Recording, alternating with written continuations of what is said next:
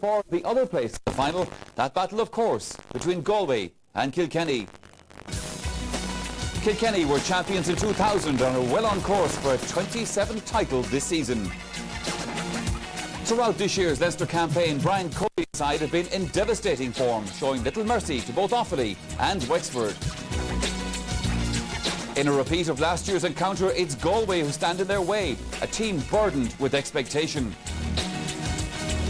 Noel Lane's side were impressive winners over Derry in the quarter-finals, but will need a huge performance to get past Kilkenny if they're to make September's final. And it's also a big day for the miners of Cork and Kilkenny as they battle it out for a place in this year's decider against Galway.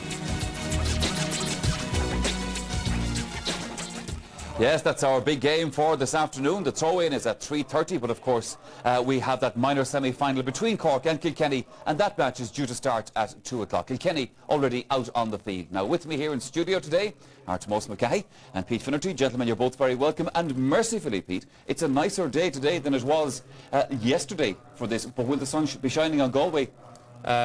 Hopefully, from my point of view, but they've it all to do to beat Kilkenny. This is a quality Kilkenny side. Galway have trained extremely hard for this throughout the winter, and they're in good shape physically. We know they have the ability to hurl because they all have a stack of minor and under 21 medals. But the question is, are they going to be able to mentally adapt to whatever Kilkenny fire at them? Yeah. Kilkenny are able to come back from being a few points down. They're able to come back after conceding goals. Are Galway able to do that? Last year we played Kilkenny in the semi-final and there was only 4 scores in a difference between the two teams, but Kilkenny won by 8 points. Kilkenny are able to get goals. Galway, I think, will need a few goals to win the game. Before that we have the minor semi-final, obviously, at Tomás. What's this Cork minor team like? I suppose at the start of the year, Michael, going back to last April or May, people would have predicted that they would go to All-Ireland final day because they were playing some outstanding hurling, but the wheels seemed to fall off in that in the Munster final, and they've made a lot of changes to their team throughout the championship, and they tried to steady the ship a little bit. They weren't too impressive against Wexford in the quarter-final. Well, the likes of John Garner come back at number 6, Kieran Murphy's coming back after 3 months suspension, should add a bit of strength to him, and I would expect a big performance out of them today. All right, gentlemen, thank you very much for your thoughts. More for the two boys later on. Now, it's just 12 months ago since Galway and Kilkenny also met at the semi-final stage. But confrontations between the two have become part and parcel of the championship since Galway's emergence on the scene in the mid-70s and the All-Ireland final of 1975 against, of course, Kilkenny. Well, since then, there have been a keen championship rivalry between these two counties. Ideas, new techniques, new training systems and things like that. You know, we had to pick a new panel with the league campaign. Our first game against Offaly was a huge disappointment. We were badly beaten up in Burr. Got through, then got a few good games, humiliated in the semi-final against Tipperary. And really that was our last major game. And then we had a fresh beginning again with a new panel. And of course we had to run out a few weeks ago against Derry. We were hoping for a bigger test, but it didn't happen on the day. And, you know, as I said, this is our first really big test. They have a few new players involved, but by and large there's the backbone of the team. They are around for quite a number of years now, and I suppose they have been unsuccessful. They've been regarded as a failure in Galway by Galway supporters and by the media, and you know, today is a crossroads because we've had so much success at minor and under 21. There's so many players coming through that, and I think the players themselves see that today is the crossroads, and failure will mean the end of the road for a lot of them. Success could be a new dawning. A lot of people don't give us that much of a chance really, outside and inside the county, you know, and I suppose it could be a great way to be too, you know.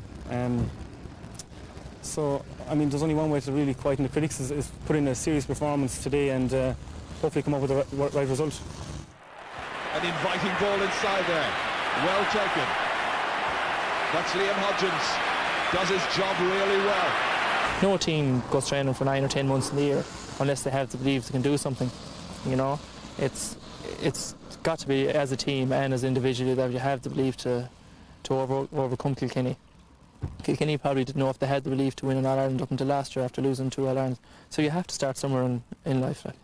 And that's obviously a very long time to try and, you know, be sharp for a match 6 weeks ago and then be ready for a match again today. That's the bit of form it is at the moment, and it's not the most suitable one for any team. But I suppose with today playing Galway, we can't really complain about that because they hadn't a provincial championship to play at all. They had a quarter-final against Derry, which obviously was an easy match for them. So, you know, we can't whinge about that situation if we lose today or whatever. The whole of the country would have us as very hot favourites, but down here the team itself wouldn't see it that way, because we just have to be reminded of 2 years ago against Cork. We were very, very hot favourites again, and everybody knows what happened that day. At the end of the day, championship matches are championship matches, and we know we're in for one hell of a battle today. McAvoy's great run. That is a magnificent point. Yes, that's the scene set then for this afternoon's Senior All-Ireland semi-final. We're back after this commercial break with Cork and Kilkenny in the minor semi-final.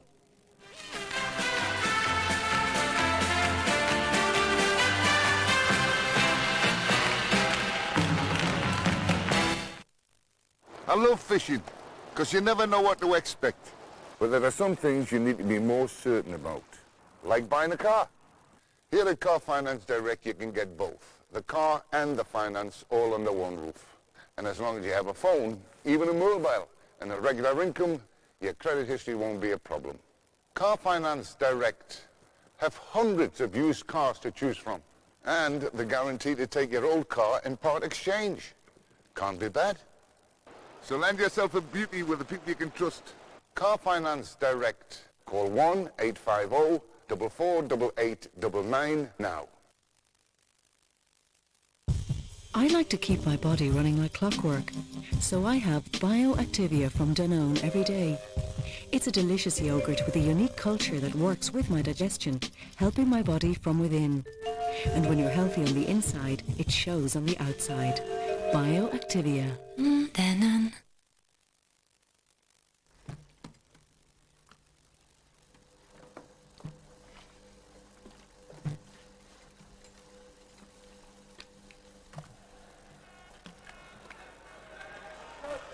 Beckham.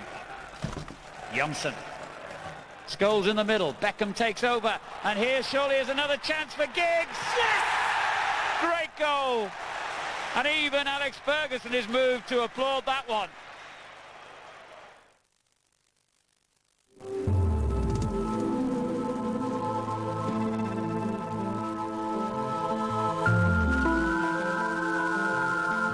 Now your body can feel as smooth as silk with new Dove Body Silk. A rich, silky cream that's quickly absorbed to actively moisturize your skin. For silky, smooth skin all over, new Dove Body Silk. The Myra Elite 2, a world of comfort and safety at the touch of a button. See the stylish new Myra Elite 2 instant electric shower at the showrooms of PJ Matthews, Ballysimon, Limerick. Great fun. Great racing. A great day for all the family. See you at the Roscommon races next Monday.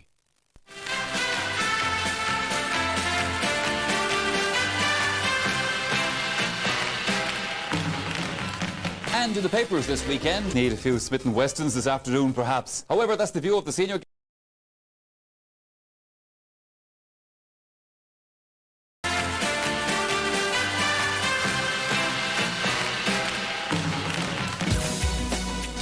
As a player, Brian Cody captained Kilkenny to All-Ireland glory and was one of the game's most solid defenders. Now manager of the Black and Amber, he guided Kilkenny to an All-Ireland crown last year with victory over Offaly. A gifted forward in his day, Galway manager Noel Lane won 3 All-Ireland titles with his county during the 80s. An inspirational figure always, Lane will be hoping to bring the Liam McCarthy West this season for the first time in 13 years. Yes, maybe they will be calling it the Lane McCarthy Cup by the time the season is finished. However, there's a big test ahead of them today. We were just saying, gentlemen, that whoever plays into this near goal here, the canal end goal in the first half beat Finnerty, will have problems because it's very sticky down there. It is. It's very heavy in the canal end, and traditionally it is the wetter side of the field. Up towards the hill, we could see in the minor game, that's where the livelier hurling was done, and the minors were losing their footing here in the corner. It's going to be vital who wins the toss and who plays not into that in the first half. You don't want to be playing there in the second half, because if you're trying to chase a game and you've bad underfoot conditions, the backs will get on top. So really, it'd be an advantage to play into the canal end for the first half and have the scoring goal for the second half. Yeah, well, the toss will decide all that, Tomás Mulcahy, obviously. Now, a change on the Galway team. Pete, might just come back to you on this one. Fergal Healy is in the corner. Yeah, all week we've been waiting for somebody to be selected at corner forward, and there was no word of an injury to Healy.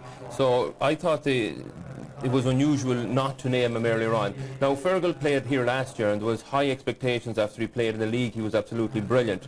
And maybe he's just one of these players that gets too nervous beforehand, and maybe they didn't tell him until this morning, Fergal, you're in there, he has less time to worry about it. Now, I think you may see Alan Kearns going out around the middle of the field, and we'll leave a two-man inside in the full forward line and give room to Eugene Cloonan and Fergal Healy. There's also the speculation, Tomás Mulcahy, that they might put Joe Rabbit into the full forward line.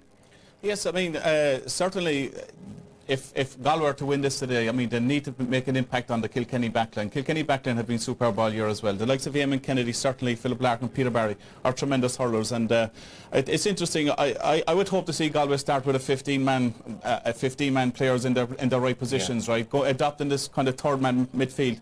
It has worked on occasions for them. Sometimes it has backfired them more occasions than not, you know. Start it and see how the game is going. If you need to drift the guy out after that, you can actually do so at that point in the game. The big thing, I suppose, for Kilkenny, their star man up to now has been Charlie Carter, right? If Charlie is held today, DJ hasn't been having the best of years by his own standards. Henry Shefflin hasn't set the world on fire as well, and we talk about this full forward line for Kilkenny, the all-conquering full forward line. Charlie is the man that has been scoring 5 and 6 points from play in their last number of championship games, and if somebody ties down Charlie, it's up to the others then to contribute with the scores. But I suppose the big boost for Kilkenny is having John Power on the 40 again. He's going to be tenacious, he's going to be hard in the tackle, and he's going to shift an awful lot of punishment, and he's the man that will drive the balls forward into that full forward line. So if Galway half-back line can dominate there and stop the possession going into the full forward line, they'll have a great chance. All right, gentlemen, thank you very much. We saw Charlie Carter going through a shot there, also the two captains and the referee, Pat O'Connor, today refereeing this big match. Cyril Farrell has some more thoughts on this game too, and he is with our match commentator, Joe Canning.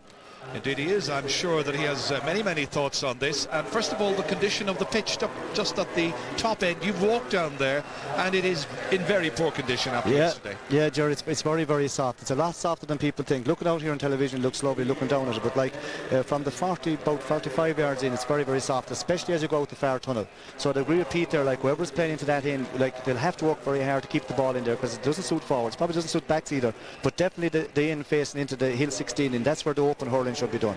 And whoever wins the toss, really, like, it will have a big bearing on the game as such, like, but Kilkenny look very settled here from the very start. Our fellas, Galway might just move a few around, just try to unsettle them, but they're, you know, Kilkenny are the champions. It's hard to do that. They certainly are the champions, as we take a check on the two teams for this second semi-final. Kilkenny are in the enviable position, I suppose, of being able to name a very strong side in defence of their All-Ireland title. 3 changes from last time out against Wexford. The first is in the back line, where Peter Barry has recovered from a hand injury and joins a distinguished half-back line, which includes Philly Larkin and Eamon Kennedy. Brian McAvoy has been moved back to midfield, and it's a restructured half-forward line today, showing captain John Hoyne on the right, John Power is on the 40, and Stephen Grehan on the left as a replacement for Dennis Byrne, who was a star, of course, remember, against Galway just 12 months ago. Galway have won the toss. They were going to play from left to right. That's Brian McAvoy there, all-star, of course. Had a wonderful year last year. Now the tribesmen, rated as outsiders to win this clash with the champions, have 9 different clubs represented, from goalkeeper up to the second midfielder. Michael Healy is this year's full-back, fronted by his captain Liam Hodgins. Derek Hardiman wears the number 5 shirt, while Richie Murray is David Tierney's partner in midfield. The attacking aces include Joe Rabbit on the right, in-form Kevin Broderick on the left, and Eugene Cloonan in there at full forward. The gap left in the left corner is filled by Fergal Healy. So a big day for him, a big day for all of these players. A place in the final on the 9th of September, just 3 Sundays away, against Tipperary at stake. A crowd here today, I would estimate around about 30,000. not quite sure it's as large as the crowd that was here yesterday, Cyril. Hard to judge, I know. It's such a big place. Yeah, it doesn't. You see, Joe, you could have 50,000 here now at the moment and couldn't fill it. Like yesterday as well, a lot of the Wexford fans especially got caught in the traffic, and it was nearly half time before they got in. I suppose about 35,000. Quite a good crowd for this kind of a game.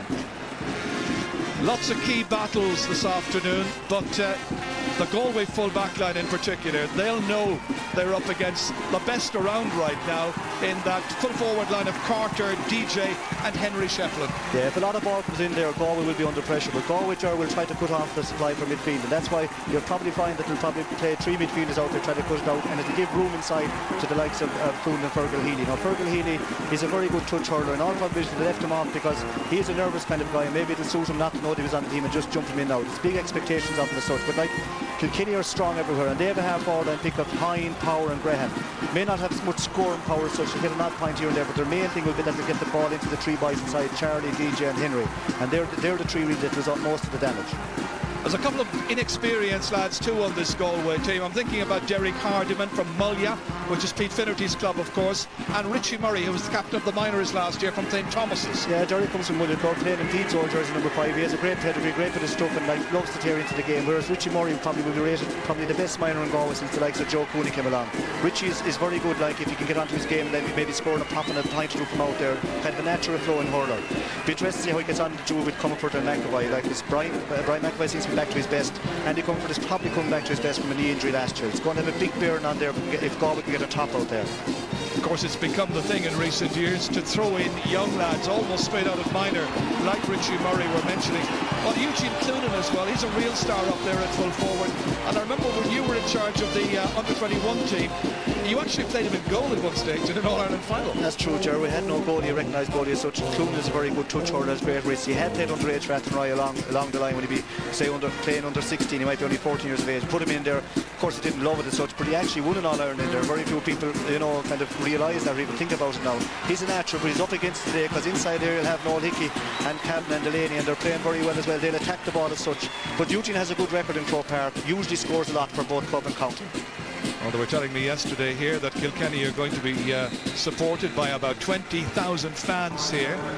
It's very much the #1 sport, of course, in that particular county. The Leinster champions, All-Ireland champions.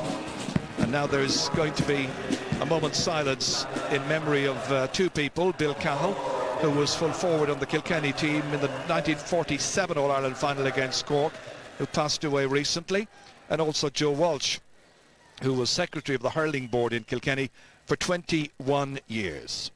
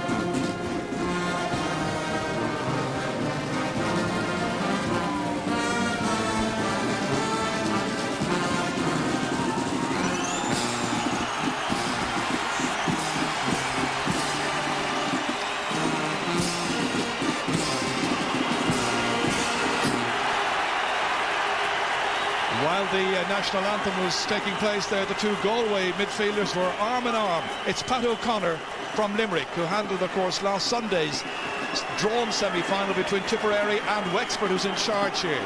He was also in charge of this year's Leinster final, Kilkenny versus Wexford.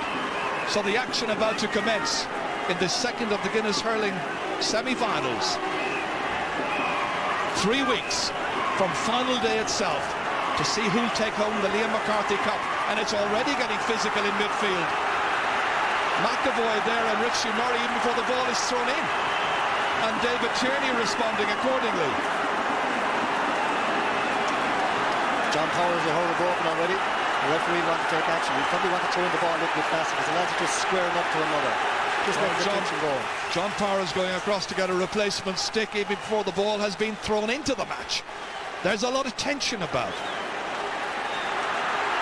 It's underway. Galway playing from left to right in the first half. First attack in towards Eugene Cloonan, stopped by James McGarry. Whipping it down towards David Tierney, getting the stick to it. Played in by Andy Comerford. Over there is John Hoyne, who's the Kilkenny captain this year. David Tierney is stripped, taken down by Andy Comerford. And it's a free to Galway.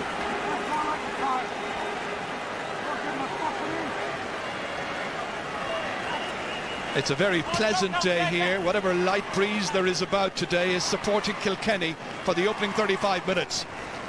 And Eugene Cloonan has certainly been to the barbers. He usually wears a helmet as well. His chance then to put this one over the bar and give Galway the lead.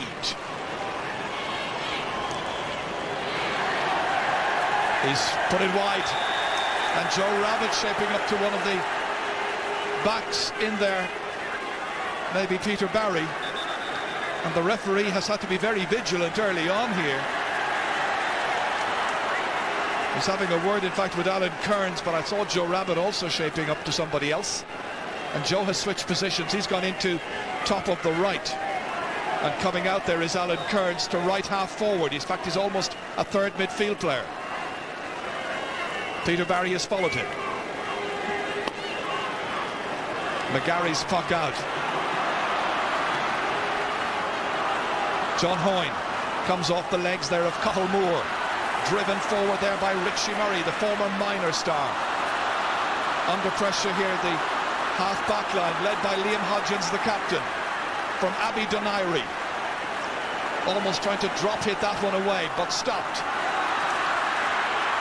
Here come the champions, Henry Shapland, laying it off towards Andy Comerford. Here's a scoring chance for the Cats, and he's put it high, but he's put it to the left, and he's put it wide. It was a very good opportunity. Neither side really settling just yet. Well, in the past, the puckouts from Michael Crimmins would be targeted towards the right half-forward position, where Joe Rabbit would be stationed.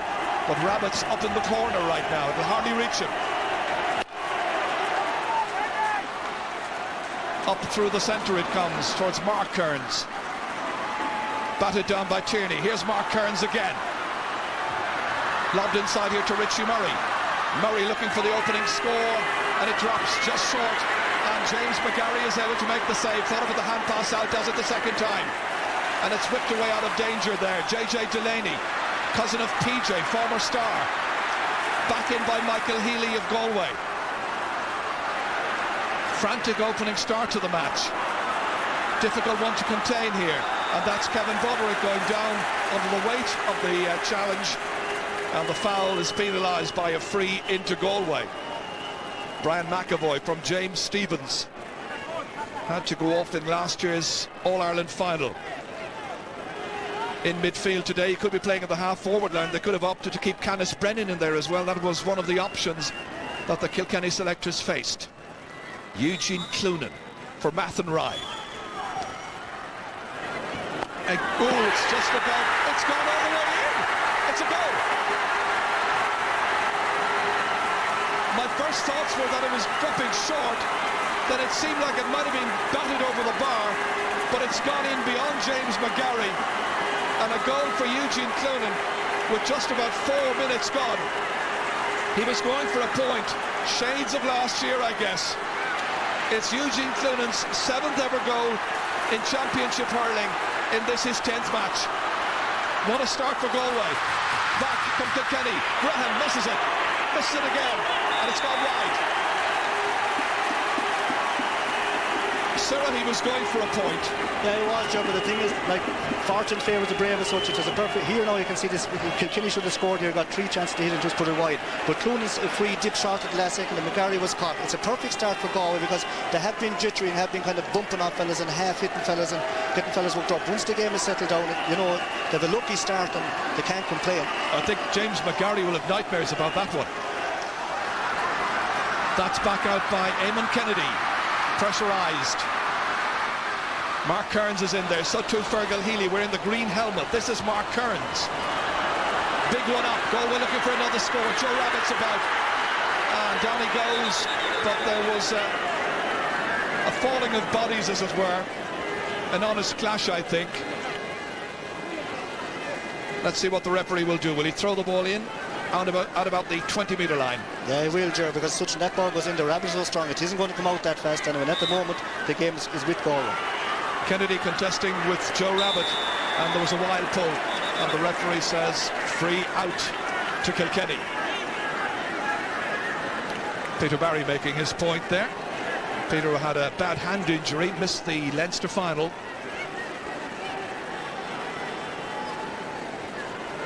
James McGarry here made his debut against Laois in 1999. And that was the first goal he's conceded in this year's championship. Only 6 goals conceded in 10 championship matches.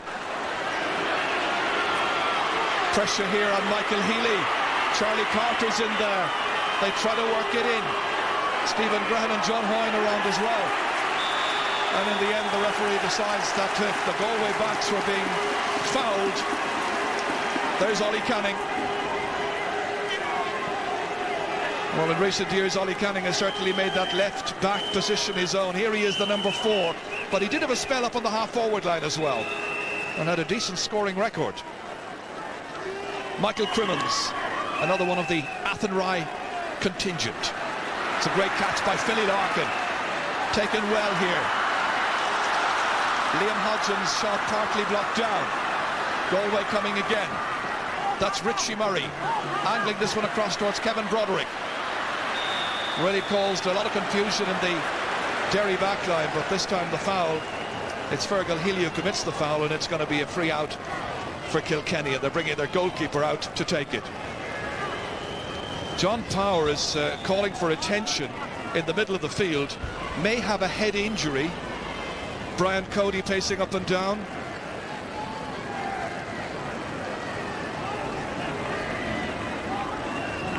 It may well have been the block a little while ago here that caused the problem. Dr. Bill Cudahy is out attending to John Power. John had a groin injury. Happily back and able to take his place once again. But with 7.5 minutes gone, Kilkenny yet to score. John Power's okay.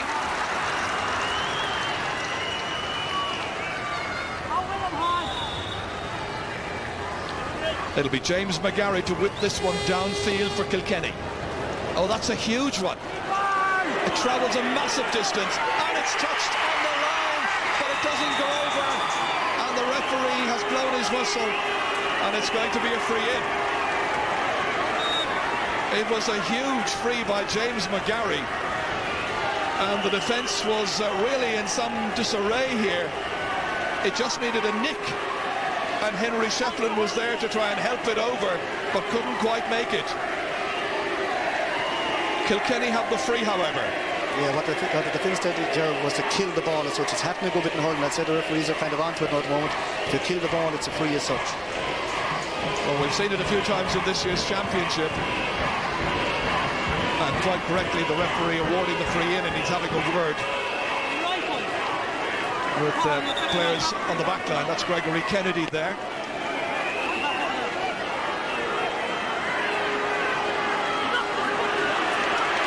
DJ Carey's going to take it. Henry Shefflin had been taking these. DJ has scored 31 goals and 152 points in his career so far. Will he be happy with the point here? Will he try and bury it? He's giving it everything, and it's stopped on the line by Michael Crimmins. Out towards David Tierney. Not a good pass outside, but Galway have it. And there was a foul committed there on Cathal Moore, and it's a free out for the Tribesmen. Yeah, Jerry, when you don't score them 21s, it rises the other team, and Galway, you know, they're on a high at the moment. Why would you not go for a point at this stage? Well, DJ felt he could score, but it's a good save. It's well hit, well blocked, and Michael Crimmins saves it well and gets down, and then once it's cleared, it's going to rise Galway. That's as good as a score for Galway as such. Well, they're really a goal down. There's only 9.5 minutes gone, and they have yet to score. Pressure here on Eamon Kennedy, a centre half back. Galway attacking. Opportunities, and that's knocked over the bar brilliantly by Joe Rabbit. And Galway lead by a goal and a point to no score. Rabbit was alert to the possibilities here, got there ahead of Michael Kavanagh, stole it away from him and fired it over. Good work by Joe Rabbit. All eyes on the ball, great concentration, great accuracy. Back at the other end, it's Stephen Graham trying to make some advances. John Power is dragged back. Free to Kilkenny, and this time they are going to bring out Henry Shefflin because it's outside the 45-metre line, and he will try and give Kilkenny a little bit more confidence in themselves by getting their first point.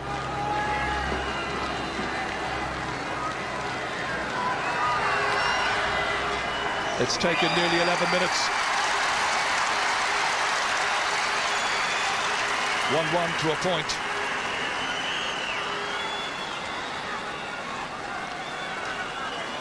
But overall, it's been a better opening by Galway, and they've had their chances, and that was a lovely bit of skill by Joe Rabbit.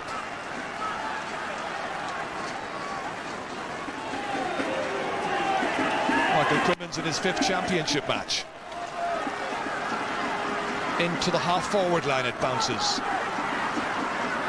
Scooped ahead there by Richie Murray. Fergal Healy trying to get it on the stick.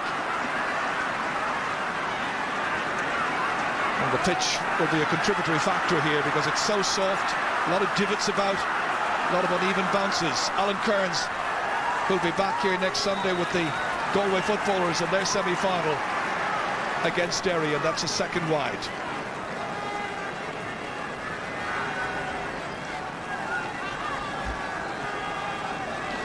No, Lane, who'll be remembered, I know, by many fans in Galway and Kilkenny for a certain goal that he scored in the All-Ireland final back in 1987 down at the Hill 16 goal.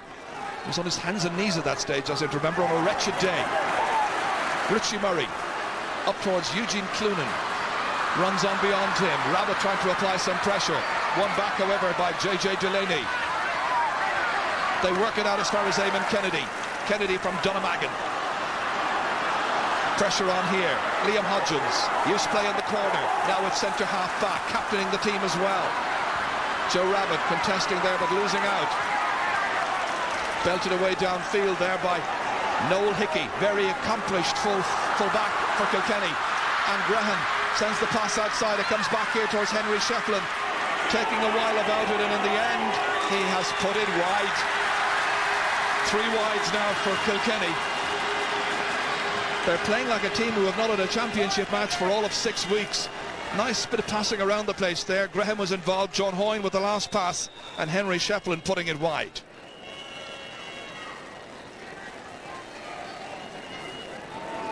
Michael Crimmins just had some great days here, of course, in Croke Park, playing with Athenry, hoping today to secure his passport to the All-Ireland final next month. In the big one, that's a great catch. Philly Larkin trying to bustle his way out of trouble there. Andy Comerford coming in to help as well. That's Mark Kearns on the right-hand side, number 11. Oops. Shaping up to one another. It's quite an edge to the game. Has been since the ball was about to be thrown in.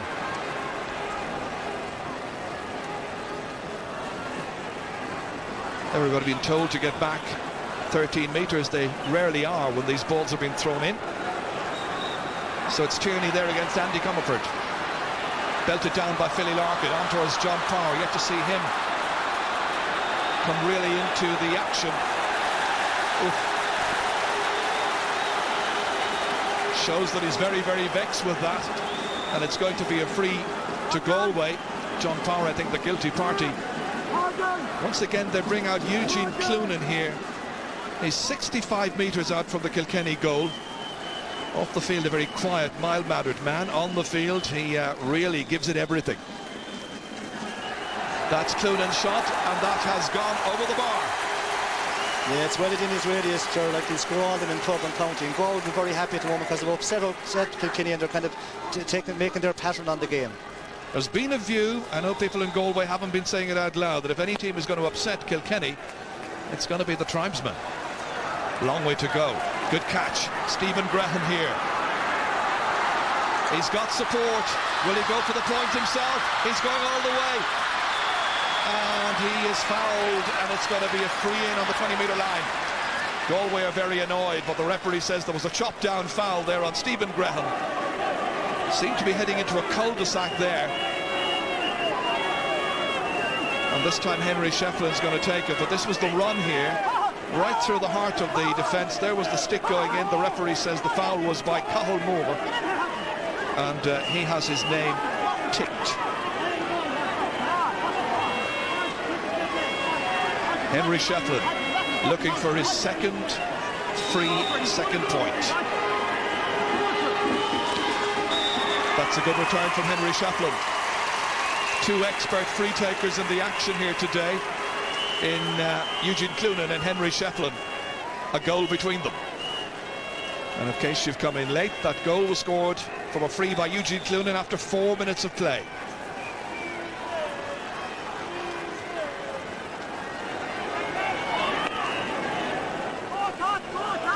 Comerford coming across to it. Oh, so too was his midfield partner, Brian McAvoy. They lost it between them. Another chop down, and it's going to be a free in to Galway. That's a disappointment. Philly Larkin from James Stephens making his way back. So more target practice for Eugene Cloonan. Kilkenny can't afford to give away silly frees. Yeah, Jerry, he'll score all of these, there's no doubt about that. Still a young man, Eugene Cloonan. And he has put in wide. Put the person in Jerk, as usually he'd scored him with his eyes shut. We put the kibosh on him, I think, on that occasion. He's been Galway's scoring sensation in recent years. Cloonan is a son of Tom and, of course, a nephew of Jarlath. All of them involved with the Athenry club. That was dragged well to the right, well to the left. David Tierney rising up for this one. Cathal Moore is in there to help if he needs it. In beyond Peter Barry, gets it back, however. And it's Brian McAvoy who is fouled, and it's going to be a free. Referee again noting names.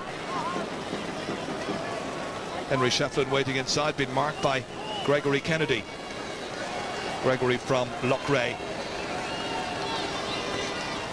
Kennedy hitting it in, and it's gone to the left. That's 4 wides now for Kilkenny. They haven't got into their rhythm yet. We haven't seen the explosive four, but Henry Shefflin, DJ Carey and Charlie Carter up front. Yeah, to be fair, to the Galway midfielders and half backline, half forward line, they're tackling very hard and making sure there's very little ball coming in. Now maybe it's a long way off that Kilkenny had, but they're just not flowing yet.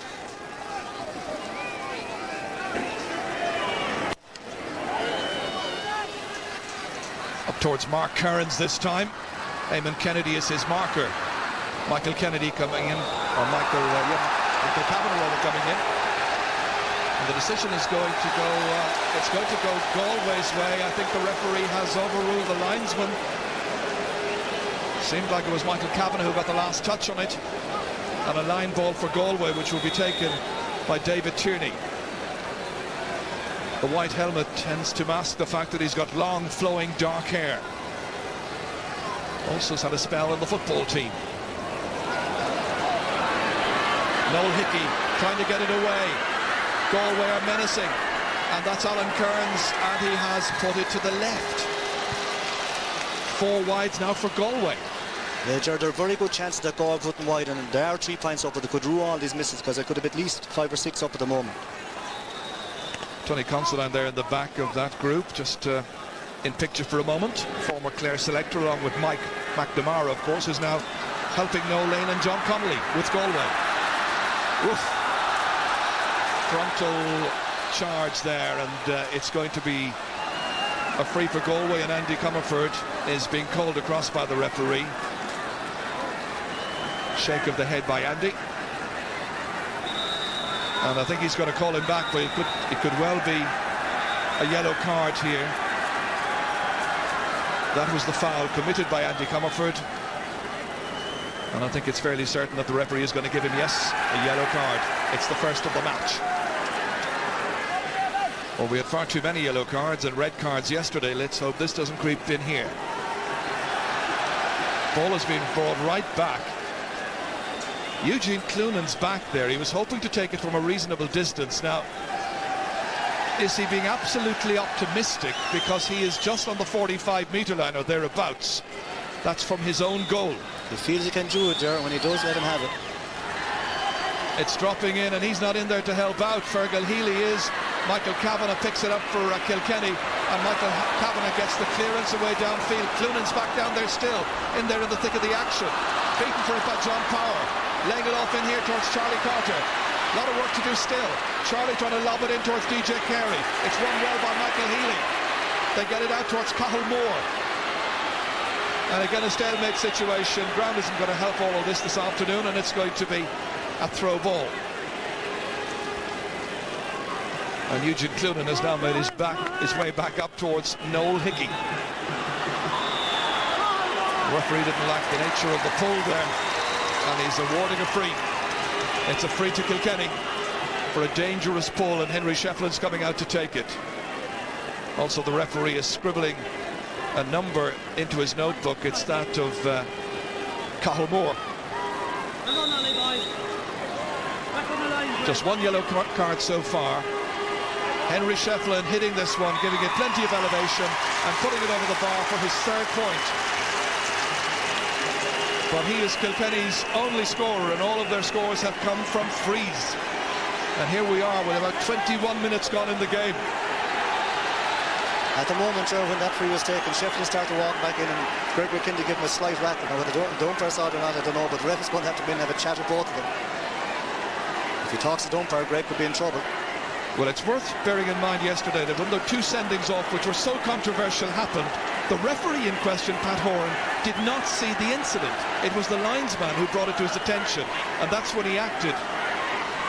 Now, what's the action of the referee here going to be?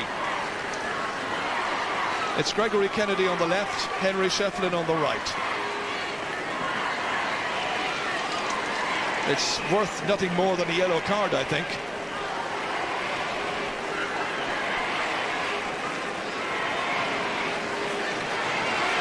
Well, Paul O'Connor has been fairly busy in this game. You see, Jared, the umpire saw Shefflin shoving back, and what he didn't see was the first shove by Kennedy, but both of them are getting the yellow card, and they'd want to behave themselves now. Well, it's been going on for a little while, that's for sure. So now 3 yellow cards in all in the game. Let's hope it settles down and we get a decent hurling match. We're not getting that yet. Crimmins with the puck out. Up towards Mark Kearns. Catches it well. Turns nicely. That's good hurling. Simple and effective stuff from Mark Kearns from Claren Bridge. 1-3 to 3 points. Straight from the puck out. A great catch here by Kearns. Beat Eamon Kennedy to it. Turned well and hit it straight over. Cathal Moore under pressure over there with John Hoyne. Hoyne hasn't got into it yet. That's well blocked down by Comerford. Well blocked down again. Player trying to get the ball out there was Liam Hudgens, the captain, but it ends up being a free. And Henry Shefflin's going across to take it just to try and eat into the Galway lead. Still only 3 points between the teams. And we've noticed on the far side that Dennis Byrne is being prepared. Yeah, I would think, Jared, that Kilkenny are worried because definitely they're loose, not hurling at all. Galway are letting them into their stride, and when that's happening, Galway are in the driving seat. This isn't the Kilkenny of the earlier part of the championship. But Shefflin is doing his bit to keep them in touch. He's got a 4th point. He's their only scorer. 4 from 4 for Henry Shefflin. And that's the only thing that is working positively for them so far. He's converting the frees, Galway giving away frees.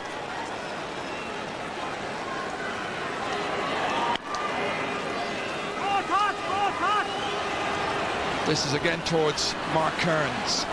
Kennedy trying to get it away.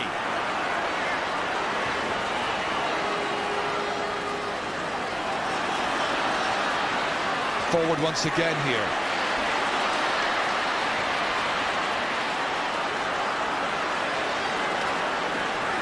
It's not the most stylish. Tierney. It's gone to the left, but it's still in play. And back there to help out is Philly Larkin. Challenged the whole time there by Richie Murray. And needing the help of Noel Hickey to get it away. Broderick trying to pick it up. We haven't seen him in the action very much either. Stealing forward here. An opportunity for Alan Kearns. And Kearns has put it wide.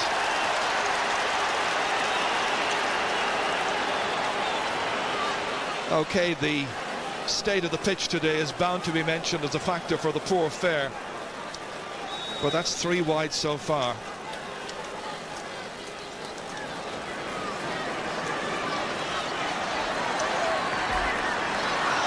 We're just waiting for these teams to settle down and give us the kind of flowing hurling that they're capable of.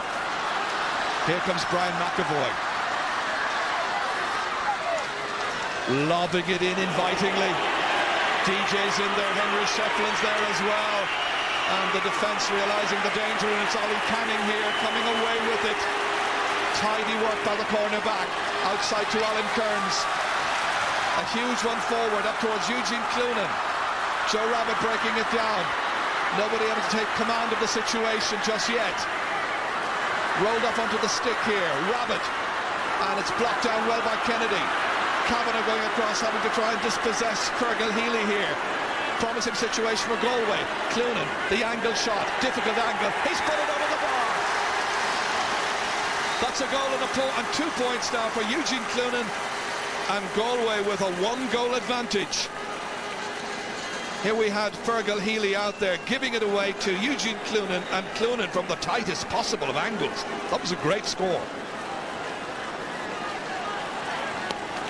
James McGarry's puck out.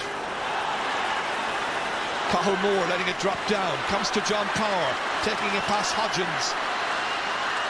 Firing this one in and getting Kilkenny's first point from play. Scored by John Power. One of the great players at centre-half forward, and there's just 2 between them. So this was wonderful play by John Power in his 36th championship match. Hard to believe, Jordan, that's Kilkenny's first point from play.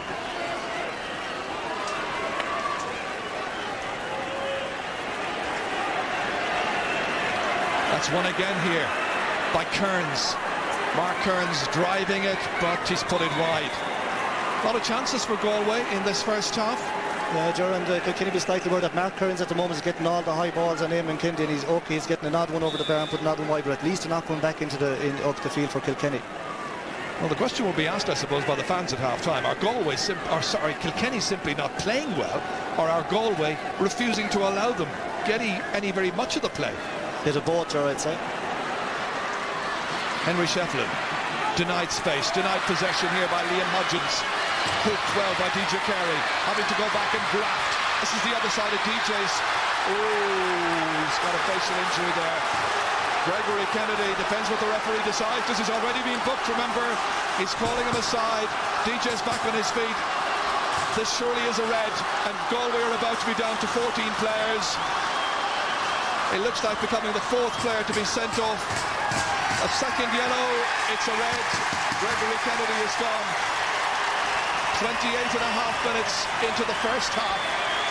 He was already booked, Ger, but you'll find when you see it on the replay that DJ actually slipped. It's a harsh one enough, even though he was booked. Once he did that, he had to go, but like DJ actually slipped. To be fair to DJ, he hopped up straight away. Yeah, he was up absolutely straight away on his feet. And Kilkenny, with the full complement, failed to take advantage of that free through Henry Shefflin.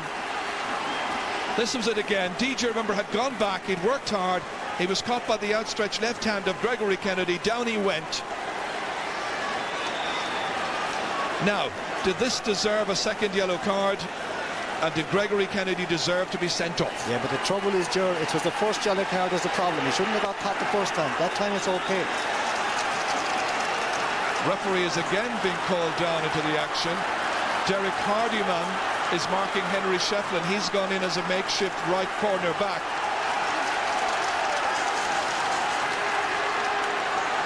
Young player from Mulya.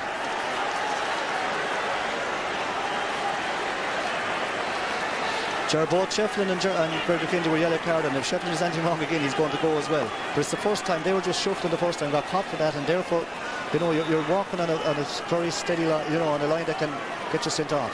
I'm just looking around the field right now, Cyril. The extra man is Michael Kavanagh, the number 2. He's standing right in front of the Kilkenny goal line area, about 20 metres out. So he'll go more or less in front of the full back line, but that won't upset Paul, because he'll have 2 men inside. He'll actually find that they'll play well. You know, the space will open inside. You'll have Robert and Clooney in there. That's a bad miss there by Mark Kearns, and that is 7 wide so far for Galway. This is the first yellow card, and this is where this happened. It was Shefflin who seems to have started it with Gregory Kennedy. No, that's not the first one, Joe. There's one before that where Greg Kennedy who's come back and he just bumped into him, but there's nothing as such.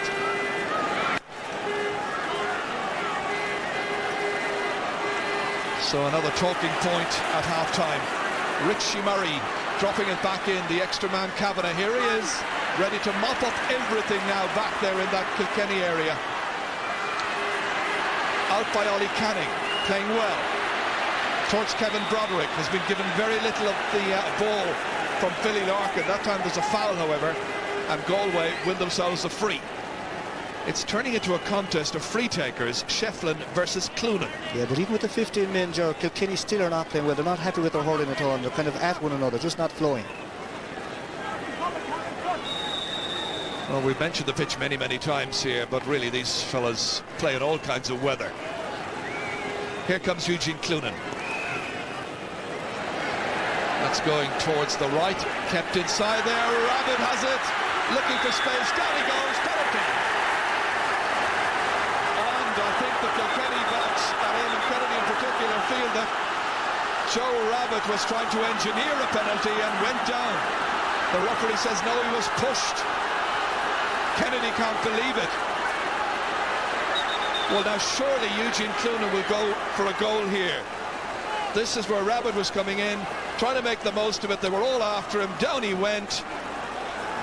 It was in the wrong part of the field, and Kilkenny furious, but the referee gives Galway a penalty. Yeah, Jared, it'll be a great one. He will go for this goal, and Galway probably need it down to 40 minutes, but it'll be a great goal, great score to get just before half-time, about 3 minutes to go to the half. Methink thou thus protest too much, I think, and Kennedy, for his troubles, sees yellow. The Cats fans don't like it. Yeah, I think Kennedy did very little wrong there. Joe kind of took an acrobatic dive after getting the free, but Joe's all right. Joe Rabbit being attended to there by Dr. Brendan Day. So this is a big moment, close to half-time. With stoppages and so on, there's probably another 4 to 5 minutes to play. Cloonan will hit it. James McGarry on the goal line, waiting for the action. He will surely try to get 3 points here. Big moment for Cloonan, and it's gone over the bar. It went off a stick on the goal line. I don't think it came up all that terribly well for him. But it's a goal and 3 points for Cloonan. All that is really in the rise. It didn't come up well. It just came up a little bit short, and he's reaching for it. It was McGarry who touched it over eventually. I'm sure he was going for a goal, but the lift there just didn't quite match his ambition.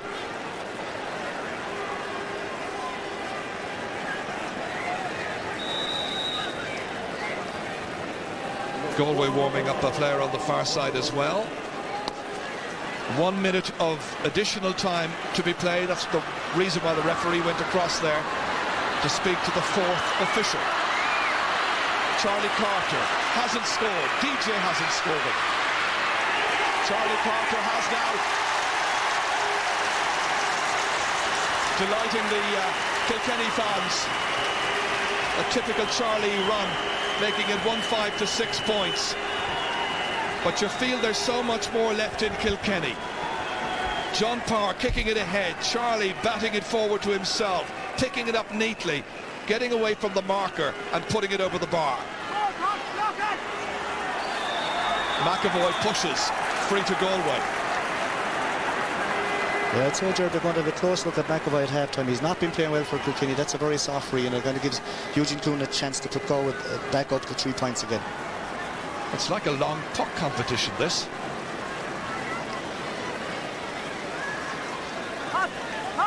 Clune, a goal and 3. 3 out of 5 so far from frees. And that is inside the right-hand post. He's got another. The match ticks into stoppage time, end of the first half. Good score. But it was a soft free given away by Brian McAvoy. Fergal Healy way back there. Back with him was Stephen Graham. Forward by Alan Kearns. Rabid racing after it. Kavanagh coming out to try and deny him. This is the extra player on this Kilkenny team. He wins it, number 2, Kavanagh. Oh, cross towards Philly Larkin. Couldn't quite take the situation under control. And the referee in the end, once that clearance had been made, blows his whistle. A jersey tug. Some of the fans thought it was half-time. Still a few seconds left. A goal between the teams. Galway the happier. But for all that, they've lost a vital player in Gregory Kennedy. Kilkenny haven't been allowed to play their flowing hurling. McGarry, a long one down towards John Power. Liam Hodgins rising up, needing the assistance there of Cathal Moore. Once scored a goal and 3 points in an All-Ireland semi-final. 96, that was against Wexford. Michael Kavanagh here. Dropping it back in here towards John Hoyne, the team captain. Comerford was coming on to it. Liam Hodgins pucking it away. End of the first half. It hasn't really been a satisfactory first half by any manner of means. Two teams who are capable of playing a great deal better. Eugene Clune outfoxed the Kilkenny defence with a goal after 4 minutes. But the truth is, he was probably trying to get a point on that occasion. It dropped short, it dropped in over James McGarry. Another talking point was the sending off of Gregory Kennedy after 28.5 minutes. And at half-time, one between them. It's Galway 1-6, Kilkenny 6 points. Let's go down to the sideline now. Our reporter today on duty is Darragh Maloney. Thank you, Ger. Well, Ger Henderson of Kilkenny is with me, Kilkenny selector. What's your view of the way your team are playing? I'd like to be playing better, but whether or not it's going to be a dogfight at the end, I think it's a very tough game. Conditions are not ideal, but it's whichever team wants it the most will win it. How much of a bonus has the sending off been to you? That's unfortunate. Any guy gets sent off. Like we see the game yesterday, unless you have to make use of him, he's no good. The extra man is no good to you, and it's very hard to make use of the extra man. Once again, you've chosen Michael Kavanagh to be your extra man. Sorry? You've chosen Kavanagh to be your extra man. So it wasn't. It's actually Galway choose it for us. So we're going to have a think at half time. Thanks, Ger. Cheers.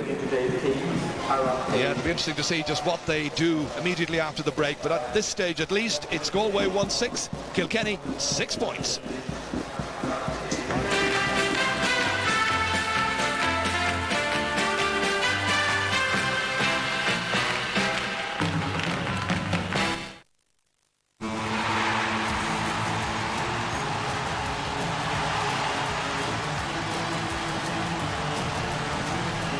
This weekend, the Bank of Ireland Football Championship semi-final between Galway and Derry. Tickets from usual GAA sources, Ticketmaster and the official GAA website. There we go. You can do it. Right, you can do it. I'm the ball. I'm the ball. All right. I'm the ball. I'm the ball.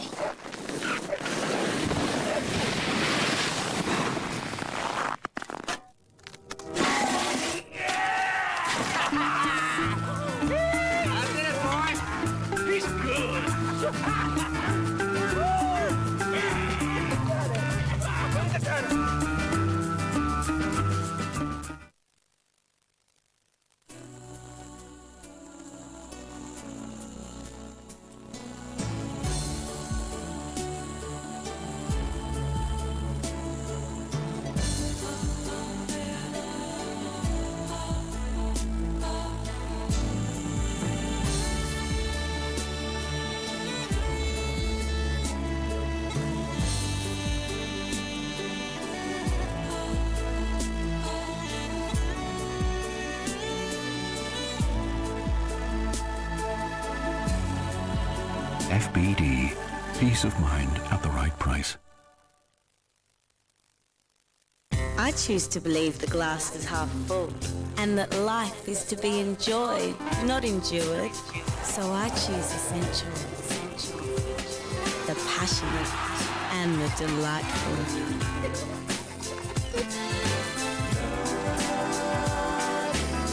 Choose happiness. I choose to say yes. Choose Capri.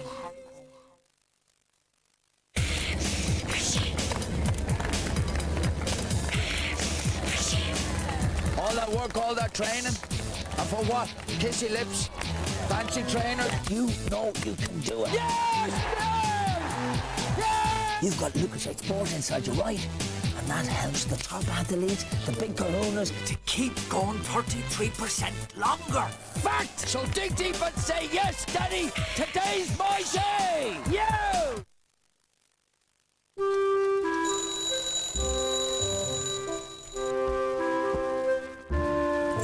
Each day across Ireland, we move over 200,000 people, over 180,000 kilometres. And yet, in over 80 million journeys every year, we still begin each one as if it was our first. So, from start to finish, you're better off on Bus Éireann.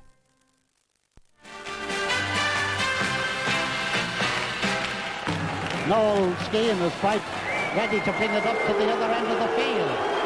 And you can see that the crowd's reaction to where it's being placed is not exactly a satisfactory one. And Noel Skean goes into the scoreboard. Noel Skean, the goalkeeper. Pete Finnerty and Tomás McCahey have been watching that with me. Tomás, if you wanted a good start to this match, Galway got the start and they got the goal. A fluke, obviously, but it was the tonic they wanted. Yes, I mean, it was important, that Galway take the game to Kilkenny from the start, and here we see Eugene Cloonan line up for a free. Certainly, his intention is to put the ball over the bar. James McGarry in the Kilkenny goal certainly thinks the ball is going over the bar, and I give credit to James. He's never slipped on an occasion like that before, but this is a bad mistake to make at the start of the game. He's kind of standing behind his line, tipping the net as if the ball has just gone over the bar, and it ends up in the back. And it's a great start for Galway, and they went on to build on that, and they got a few scores, and they've really put it up to Kilkenny. And if we thought before the match that we were going to wait 27 minutes for Kilkenny to get their first goal from play, we would never envisage that. Yeah, you happy with the way things are going, Pete? Yeah, happy enough. Disappointed that we're down to 14 men, because it is a big advantage as we saw yesterday. Probably not as big as advantage as yesterday, because the ball is moving a little bit better today. Yeah. We see that Kilkenny has adopted the same tactic as Nicholas English. They're playing the man in defence, trying to mop up the lively Galway forwards. It's going fairly well for Galway. It's a good start. The goal, as Tomás says, is a tonic that you need when you're underdogs. It settled them down. They missed a few chances, though, in front of goal that they could have ruled later on. Yeah. But overall, I'd be happy enough at half-time, yeah. What about the sending off? Now, Greg Kennedy had already been booked, Tomás, and then this incident happened. Did he deserve to go for this? No, I don't think he deserved to go, Michael. See, when you see the ball coming out here, DJ picks the ball, he's gone up the touchline, and certainly DJ has the intention, okay, it looks bad on picture there, right, and DJ's intention was to step inside. He kind of moves the body down. It certainly was a yellow card offence, Michael, but I would give out to Gregory Kennedy was for the first yellow card that he got, right. There was a bit of a barney between himself and Henry Shefflin. The two of them got yellow cards, right? Now, it isn't for the second one, really, that you're saying he's been sent off. Sure. It was a yellow card offence in that effect, but it's the first one that he got. It was a ridiculous yellow card for getting, and it put himself in trouble from day one. Yeah. And then, Pete, we saw all kinds of drama down here at the Canal End goal. Again, there wasn't a sending off here. Should there be? And should there have been a penalty in the first case? Watching it live is difficult enough to say, but here we see a long ball from Cloonan in, and Rabbit does very well to get on the end of it and catches it. He comes into the middle of the square, and really, to be honest, he's going nowhere there. The defenders have him rounded, he has nothing to do, so he kind of throws himself down backwards. Now, he did have a go at Eamon Kennedy getting up off the ground. You'll see where he hit him in the back of the leg. Now, Eamon Kennedy has a go at him then as well.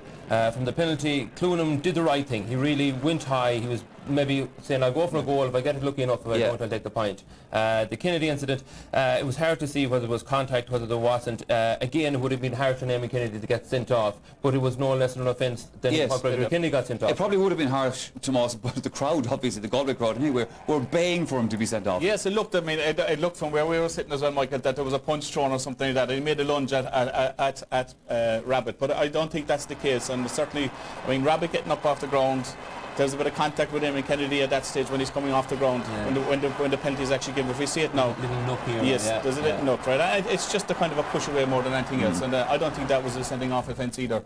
Unlike Greg Kennedy, he's very unfortunate to be sent off as well. But you're right, Tom. I know Greg Kennedy, and he's a player that pushes to the limit, and you don't use up one of your chances for nothing. Yeah, and that's what he did. Okay, gentlemen, we must take another commercial break. We're back after that with the second half of this All-Ireland semi-final.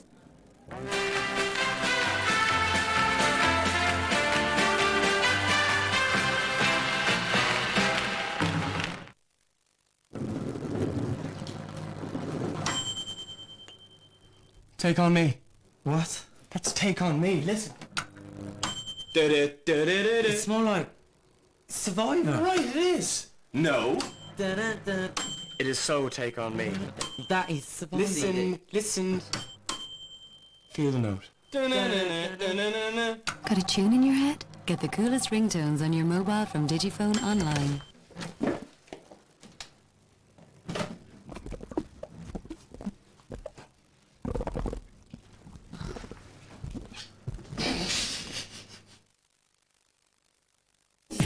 Hilarious, brilliant, riotous, wonderful. From the director of The Full Monty, Lucky Break.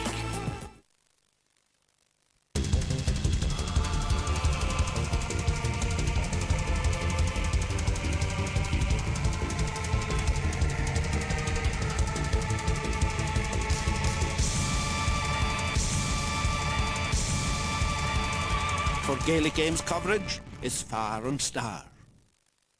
Paramount Furniture have the sweet deal you can't afford to miss. This 3-seater for $599, this 2-seater for $499, and this matching chair for just $399. All genuine Italian leather, plus free 5-year warranty on all suites. Find us on the web at aramount.ie. Aramount, probably the best furniture in Ireland.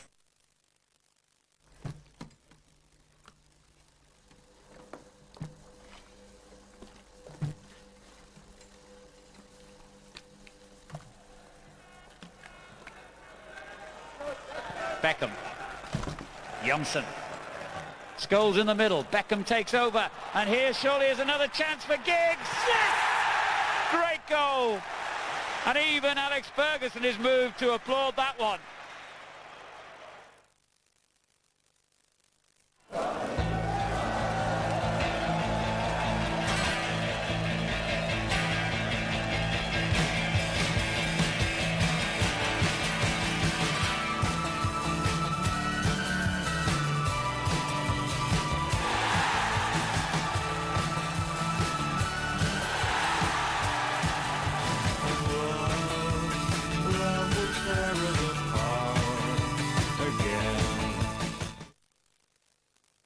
Don't do that song. What's that song? Who's that goes?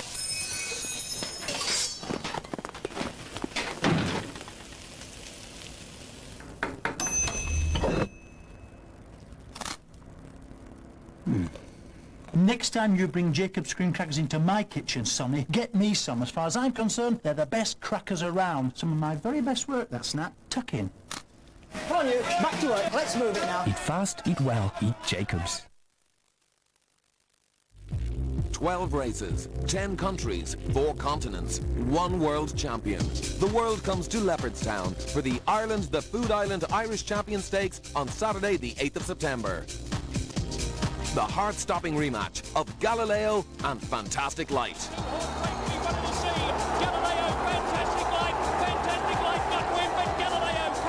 Part of the Emirates World Series. Saturday, 8th of September, Leopardstown.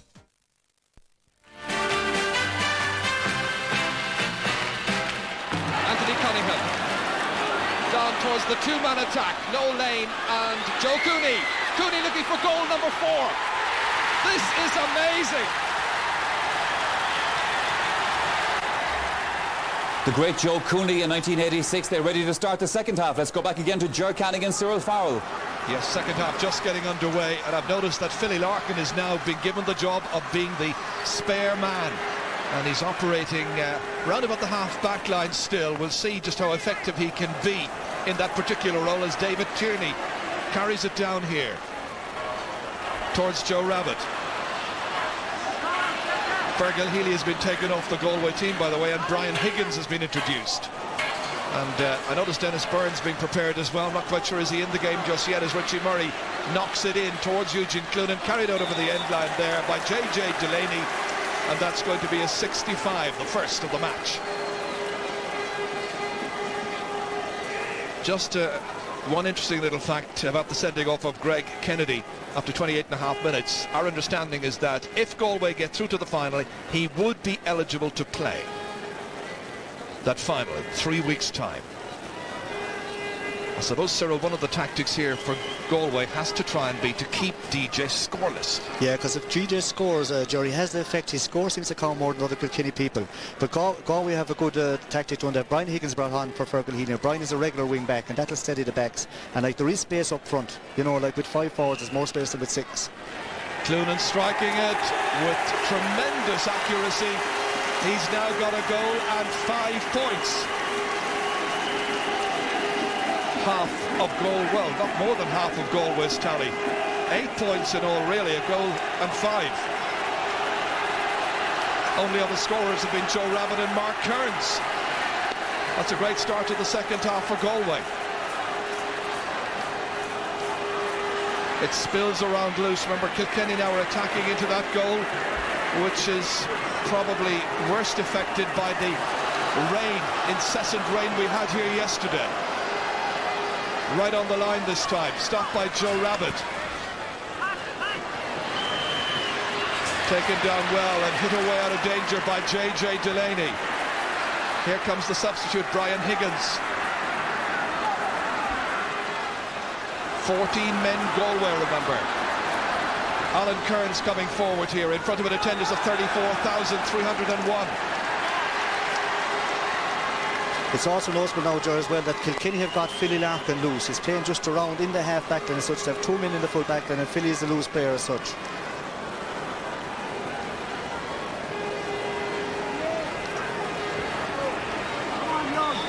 It's Eamon Kennedy to hit this one. Eamon from Dunnamaggin.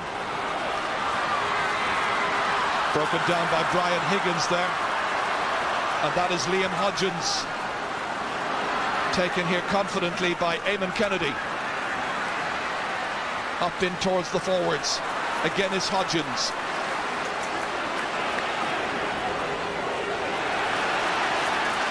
Opportunities. Kearns saved by McGarry. Mark Kearns' shot. Up towards Henry Shefflin, but it's won again by Galway. They're really fired up for the contest here, and it's Cathal Moore. Dropped in there dangerously towards Joe Rabbit, and Rabbit was pushing and shoving Noel Hickey there, and it's going to be a free out from the All-Ireland champions. Yeah, you'll probably find as well, Joe, now that they'll soon bring on Dennis Byrne. There's no scoring power up front in Kilkenny at the moment. Well, it's interesting how Galway are deploying their forces for the second half. 2 men in the inside forward line, Clunan and Rabbit. Eddie Brennan is being prepared on the far side, ready to come in here to play in his 6th championship match. Can be a scoring sensation, Brennan. McGarry with the free. Big one up there towards Graham. That's Stephen Graham there trying to make some headway. Dishing it back here towards Andy Comerford. 45 metres out, great block down initially by David Tierney. Comerford trying to persist, drag back. Free to Kilkenny, and Henry Shefflin coming out to take it.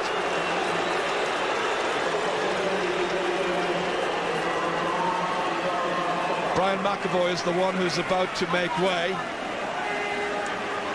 In fact, it's Stephen Grennan, I think, who's going off.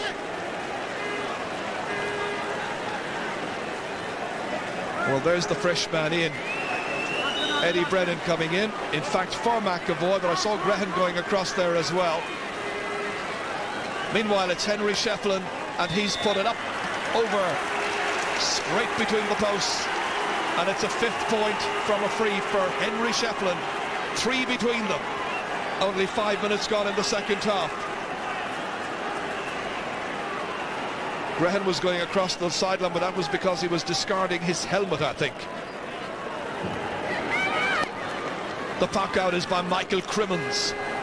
Grehan into the challenge, beaten for it, however. Forward there by Richie Murray. Low pick up here by Alan Kearns, operating just outside the inside forward line, more of a half forward line. Andy Comerford on his left hand side, driving it up towards DJ Carey, batted down there. John Power beaten for it here, and that's taken away by Brian Higgins. In towards Eugene Cloonan, onto it is coming Richie Murray. In from midfield, the angle shot by Murray, and he has put it to the left, several yards away from the left hand upright.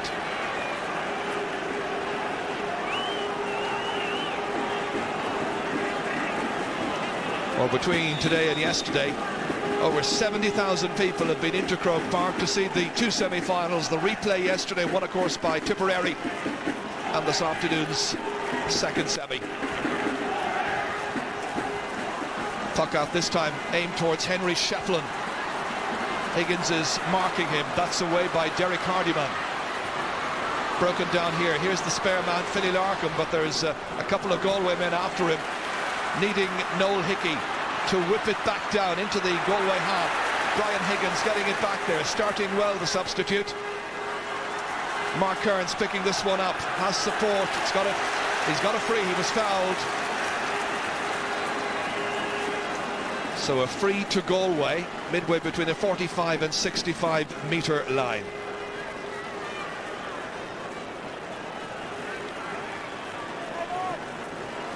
Once again, Eugene Cloonan called into the action. Peter Barry having his number ticked for that last little foul.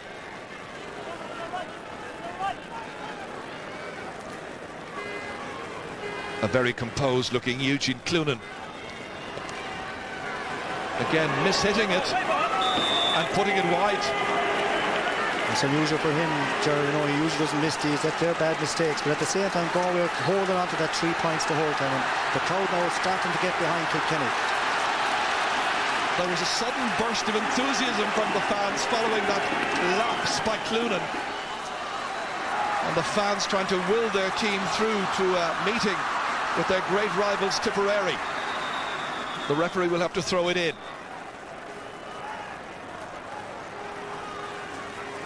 Still a goal between them.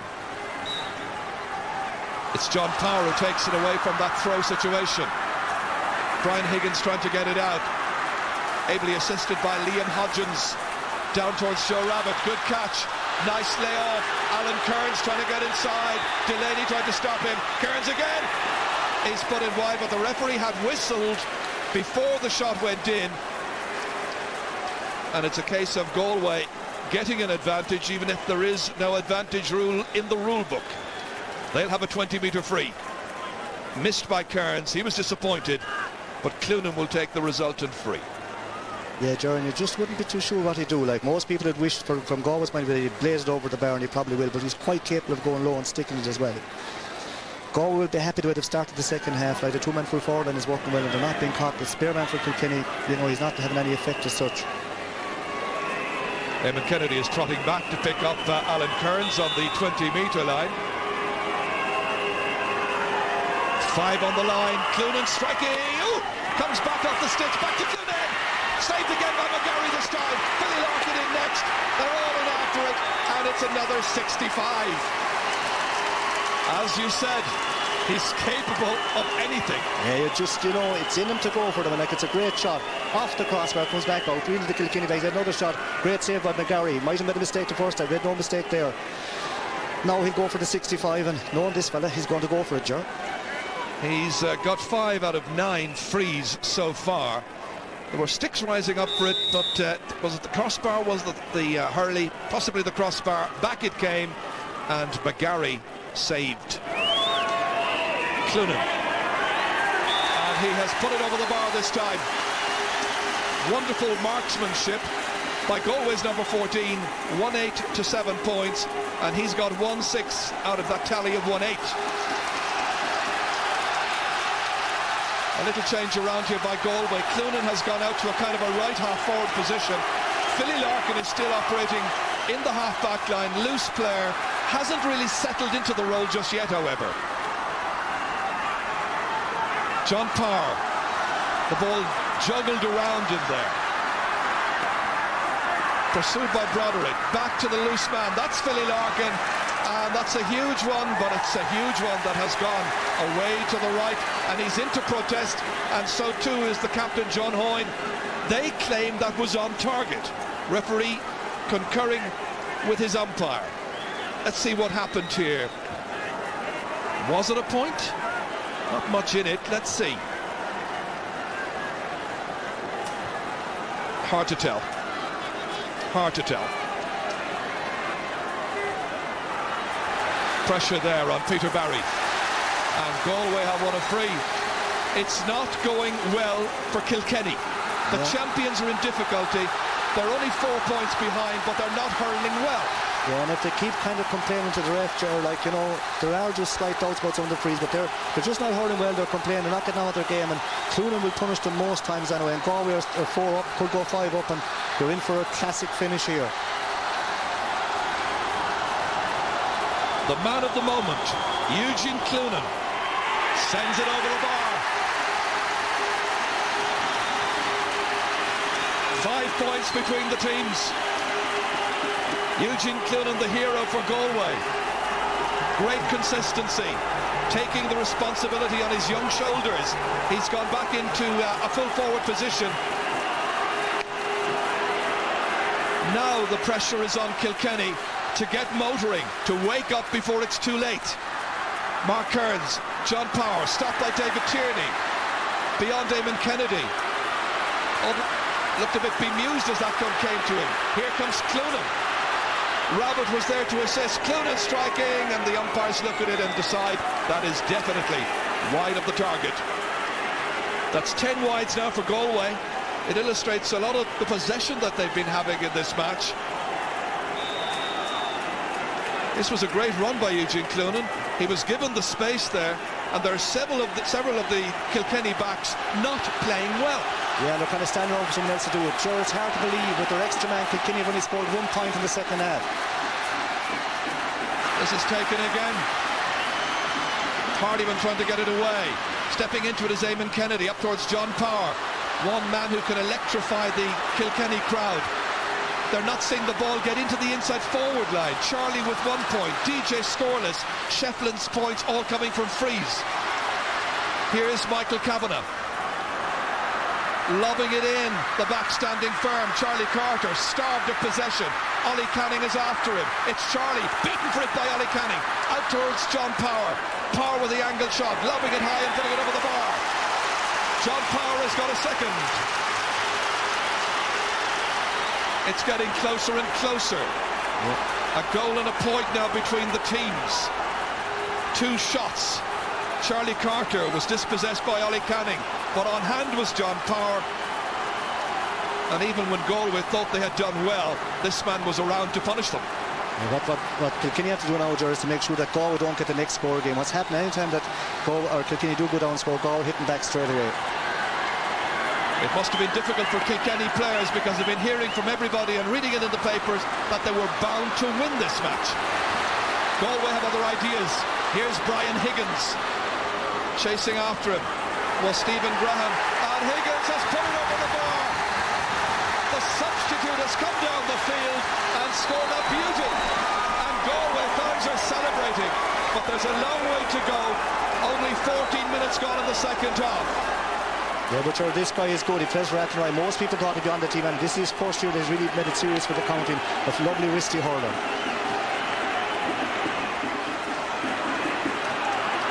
Kilkenny coming back. John Power. Oof. It's going to be a free in. And Henry Shefflin coming across to do his party piece. Tense for the fans. It's just a cat and mouse situation. Kilkenny dipping below their best. Galway a little above theirs. Yeah, and they'll be quite happy with Hodgins. He's holding that middle and he's meeting Powell man to man. It's important because if the ball starts going into the full forward line, Galway could be in trouble there. Shefflin, what Cloonan could do, Shefflin can replicate. All of his 6 points have come from frees. 110 now to 9 points, and he's 6 out of 7. 6 points scored, 7 frees taken. Fans of both teams now getting right behind their team. Still about 20 minutes to play. Place in the All-Ireland final at stake. Walloped back by Andy Comerford, missed by Shefflin. He's come way out. And remember, Kilkenny have the extra man. Broderick hasn't scored in this game. Cross to Cloonan, and he's well taken there by DJ Delaney. A good block, a good hook. Another good hook by Cloonan this time, and Michael Kavanagh. Some good skill. Charlie Carter bending low, but his impact takes him right over the sideline. And he gets involved there as the linesman was trying to calm matters down. A feeling that he was pushed over by Ollie Canning there. Yeah, he's got his free journey, he should keep quiet about it. It's a free, and if he keeps arguing, it'll be a throw-in. Like a potentially dangerous situation here, because it's only about a couple of feet of grass, and there he was, ending up out on the gravel. Yeah, well, like, that's not Cannon's fault and such. Like, there is gravel out there, and he probably got put, he probably well skint, and he'd be cross about it, but his free is got, so he'll get back in and get on with it.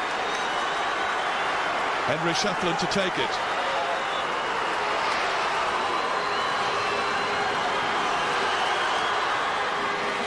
It's just inside this time. It is. Yes, it's over the bar. Another for Shefflin. It's a contest between Henry Shefflin and Eugene Cloonan. The score at the moment may be 110 to 10 points, but it's Cloonan 1-7, Shefflin 7 points. Yeah, the big thing, Jerry, as well, is that Galway at the moment are not. Kilkenny have got no goal. A goal from GJ would ignite Kilkenny. It's important for Galway's sake that he doesn't get a goal.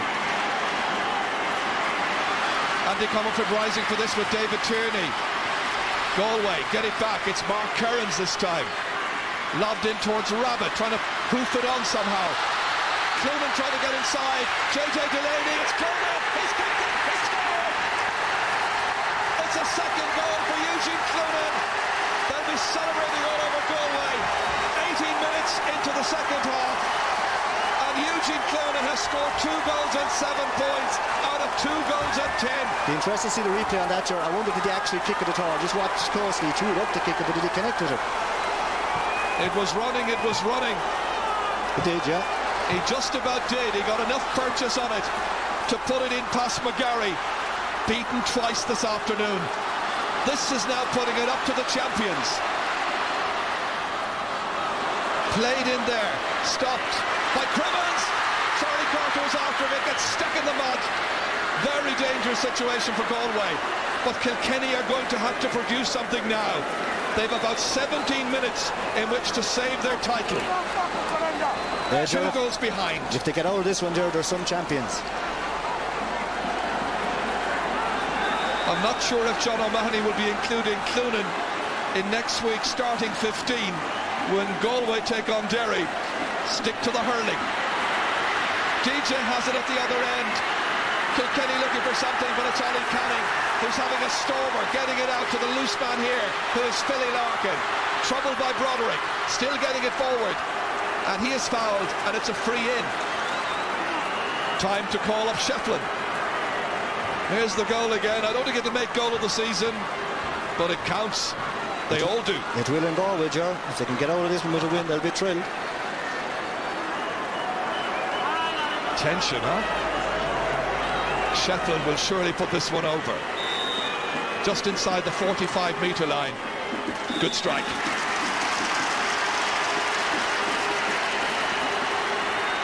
Two 10 to 11 points. There have been some great battles between Kilkenny and Galway in the past. All-Ireland finals, semi-finals. Galway were the team that came nearest to beating Kilkenny last year. They got within 8 points. They're now leading by 5. I see Brian Cody prowling around the pitch at the moment. Mark Kearns softly hit in towards Rabbit. It's a good catch, taking possession ahead of Hickey. That's a bad ball. Back there is Michael Kavanagh. Brian Higgins lets a bounce off his stick. Comes back to Hardyman, I think. Partly blocked down. Andy Comerford. Just look at the tenacity of the Galway backs, trying to block down everything. Comerford playing it in. Ollie Canning lets it go by. Stopped by Michael Crimmins. DJ attempting to block it. Kept in by David Tierney. The champions having a real battle. Stephen Grehan is the number 12. And Richie Murray there disappointed as that one went out over the line. Noel Lane giving the instructions, but it's going to be a Kilkenny sideline ball. Noel Lane's first year in charge. Dr. Michael McGloin there, team official in the past. Andy Comerford, hooked. Galway have it again. Alan Kearns way back there. Everybody is working, trying to make up for the fact that they only have 14. Kennedy taken down by Comerford, but not allowed to be composed and take possession. Here comes the man they call Broderick. Mark Kearns, hand passed outside here, aware that there was support, and it was Richie Murray, and Murray has put it over the bar. And there's Pat Dolan, a Galway man, manager of St. Patrick's Athletic, the League of Ireland soccer team. Comes from Clare, Galway. 2 goals between the teams. This was a lovely ball by Kevin Broderick. Kearns was aware of the positioning of Richie Murray, and the youngster popped it over the bar. It's quite a match if you're a Galway fan. It must make wretched viewing if you're supporting the champions from Kilkenny. And they have about 20,000 fans here. Ollie Canning's gone down, Charlie Carter is there. And the referee and linesman having to act as mediators. It's had an edge, this game, before it even started. Oh, this suits Galway really, because like the play is stopping again. Broderick, Kearns, you know, the 2 Kearns, they're working very deep. Richie Murray, it suits them. It's open play. Rabbit and Coon are very strong inside. Rabbit a few high balls in. It's 6'4", 14 stone. It'll be hard to stop it. The referee here will, you know, be ticking off on his notebooks about. Charlie will probably get a yellow here. It's a yellow for Charlie. That's 4 yellow cards for Kilkenny. We've had the Greg Kennedy sending off for Galway. This is it again here. Ollie Canning and Charlie Carter will be having some battle. Free to Galway. Cathal Moore from Turlough ready to take this one. 12 minutes remaining. Galway looking for more. Kilkenny looking for possession. Philly Larkin has it. Out to Noel Hickey. They've never really got going in this match, Kilkenny. Galway doing nicely. This is Richie Murray, point scorer just moments ago. Trying to dispossess him is Noel Hickey.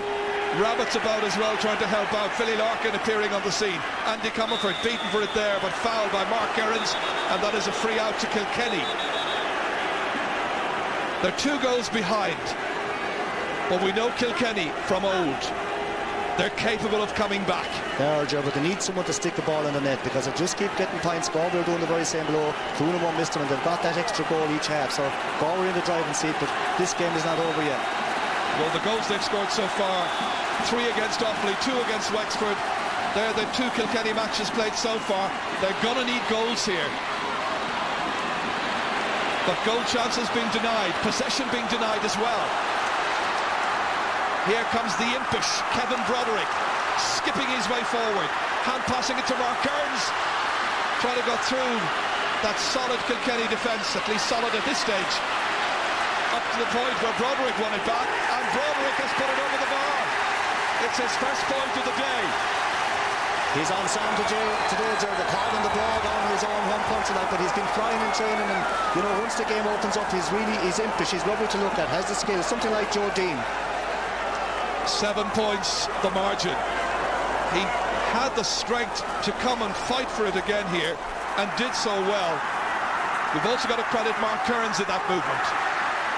Philly Larkin belting it in. Kilkenny needing something, and John Hoyne couldn't get a touch on it, but one of the backs did, and it's a 65. This last movement here involved Mark Kerrins and Kevin Broderick, and the score was by Broderick. And Dennis Byrne is now being prepared to come in. Byrne from Graig Ballycallan played here, of course, in the club final. That was on Easter Monday. And going off, I think, is going to be Andy Comerford. It wasn't a very satisfactory day for the two midfielders. Comerford's off, McAvoy's off already. Wholesale changes. Brian Cody having it all to do.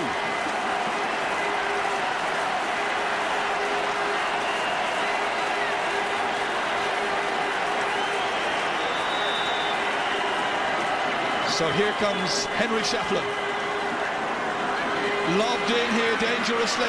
John Parr trying to pick it up, trying to get through somehow. Still it's Power, and he takes too many steps, and it's a free out for Galway. It's going very well for the tribesmen.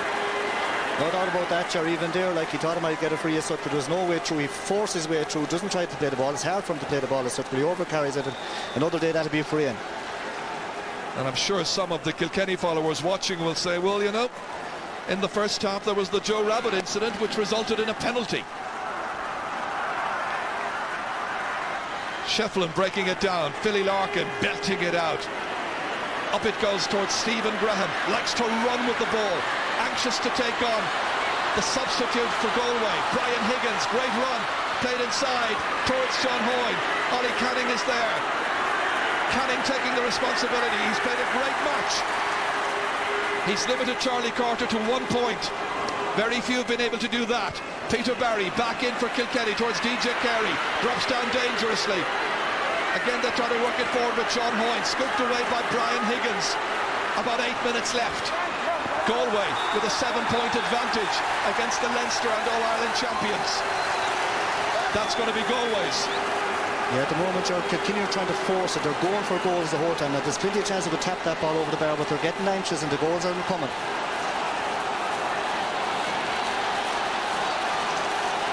Lots and lots of anxiety.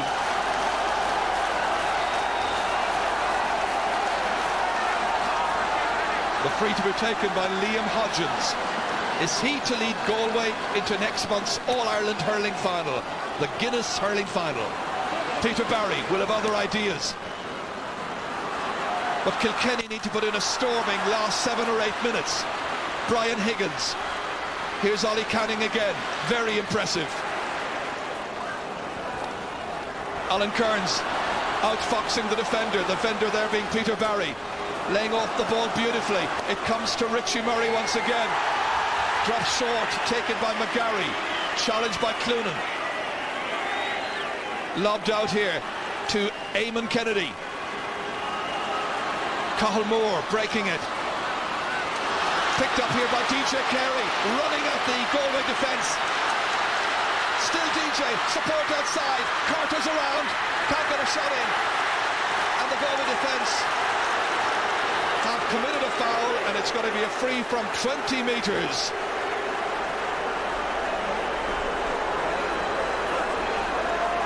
Looks to be Charlie Carter down there. This was DJ Carey. A wonderful run forward, exploding into life. Laying it off then to his club colleague, Charlie Carter. And he was fairly well smothered, but the referee says fouled in the process. Charlie still down, receiving attention from Dr. Bill Cudahy. What did they do here, Jared? Did they tap it over and make it 2 goals in it, or did they go for broke? Well, I make it 6 minutes of playing time left. That is Richie Murray over there. Will they go for a goal here?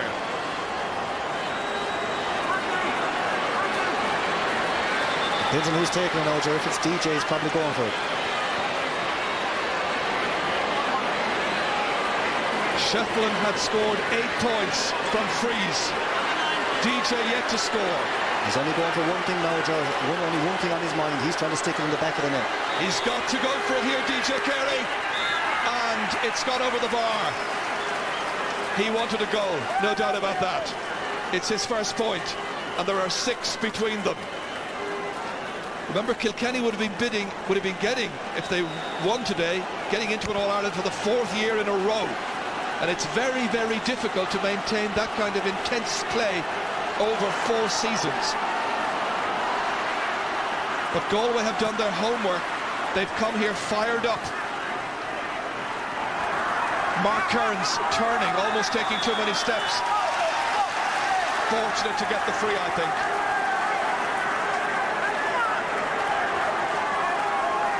Free to Galway. And they're in no particular hurry to take it now.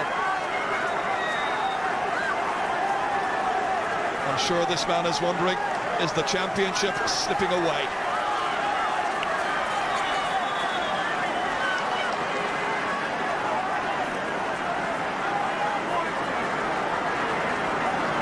Disappointed faces among the Kilkenny followers. And Philly Larkin is going to take a temporary break, must have a cut of some kind. So they'll bring in a fresh player, at least for a couple of moments. It's a blood substitution, and Derek Ling from Emeralds is the one who's coming in.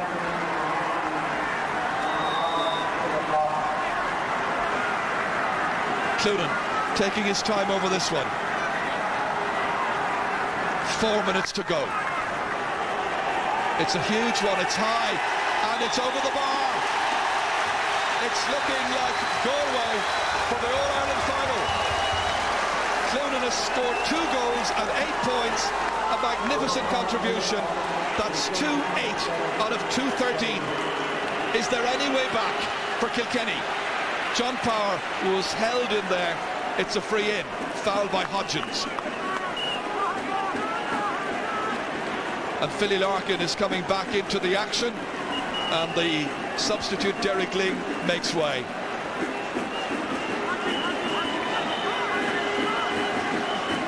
Henry Shetland happy to put it over the bar, believing that there's still an opportunity, as indeed there is.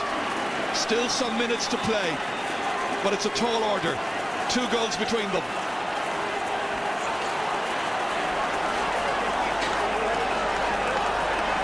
Kilkenny, a county in love with hurling, rocked. The substitutes absolutely crestfallen, it seems. There'll be 2 minutes of additional time to play at the end of the 70. Which means we've about another 4.5 minutes to play. That's in by John Hoyne, but it's back out by Ollie Canning. Broken down there.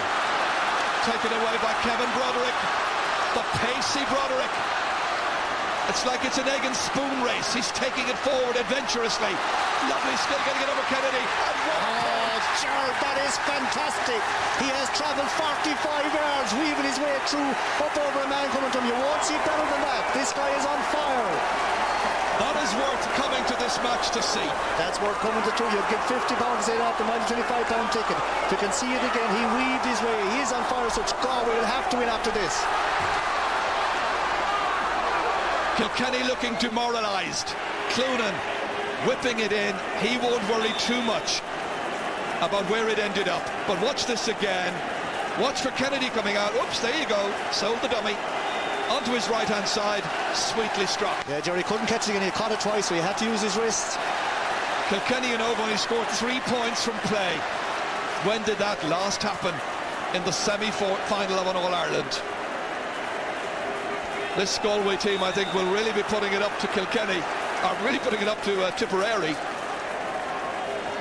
But a late goal by Kilkenny, and you never know. Yeah, Joe, you can never write them off as such, but like it had the feeling from the very start it was Galway's day. They upset them early on, and even Greg Kinley gets sent off. It seemed to suit Galway.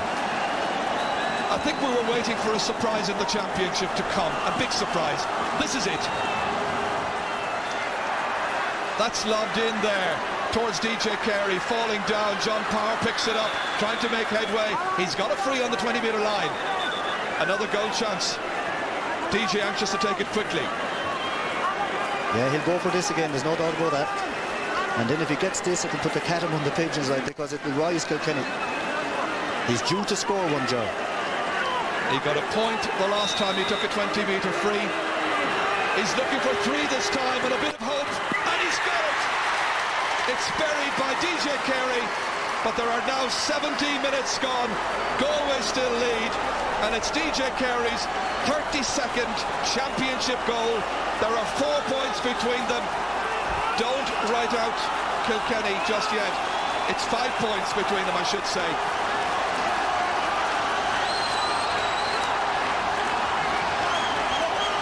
A goal and 2 then separating the teams. If that goal had come earlier, Galway could have been in for a very frightening experience. No Lane trying to settle them down. He's done a good job. He'll be over the moon if they can achieve a victory here, because down in Galway there was no one giving them a chance as such. Well, they were kind of quietly confident but nearly afraid to say it. Just over a minute and 15 seconds to go. It's 2:14 to 1:12. So the margin is 5 points.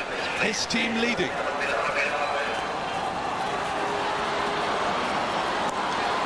Back there to try and help out was DJ Carey, but it's David Tierney who takes it forward. The hand pass into space is mopped up by Philly Larkin. Here comes the substitute.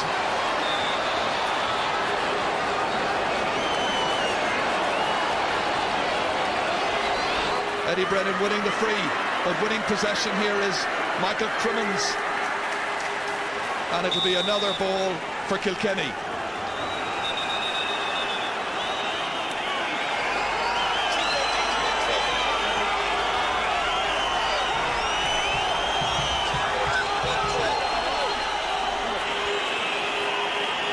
That ball is knocked in invitingly. DJ has it. It comes out towards Broderick. Just to confirm that the correct score is 2:14 to 1:12. Or is it? There's a difference in score between the stadium here and the screen we've got, but it doesn't matter as far as I'm concerned. It's Galway who are winning and winning well.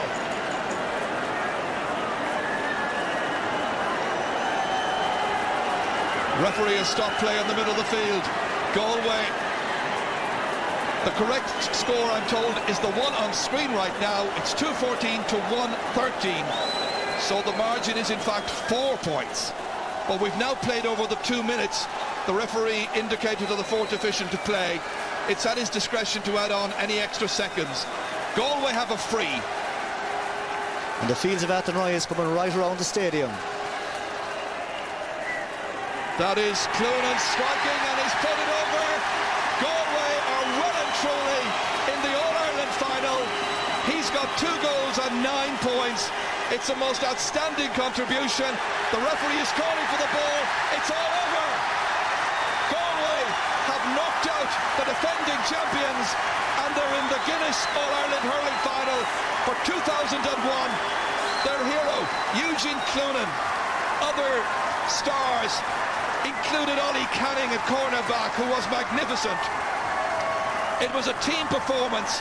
The 14 men of Galway have beaten 15 from Kilkenny, and the Leinster and All-Ireland champions have lost their title. Next month's final, in fact in 3 weeks' time, Galway will be back playing Tipperary for the Liam McCarthy Cup. In the end they won by 5 points. They always had a gap, and the 2 goals by Cloonan were so important, and Brian Cody looked so disappointed, so downhearted. They've had a good 3 years. They would have been reaching the final for the 4th year in a row, but it's not to be. It's Noel Lane, John Connolly and Mike McNamara, the former Clare man, who is going to lead this team back here in the hunt for glory. Neighbours and rivals will meet in the final.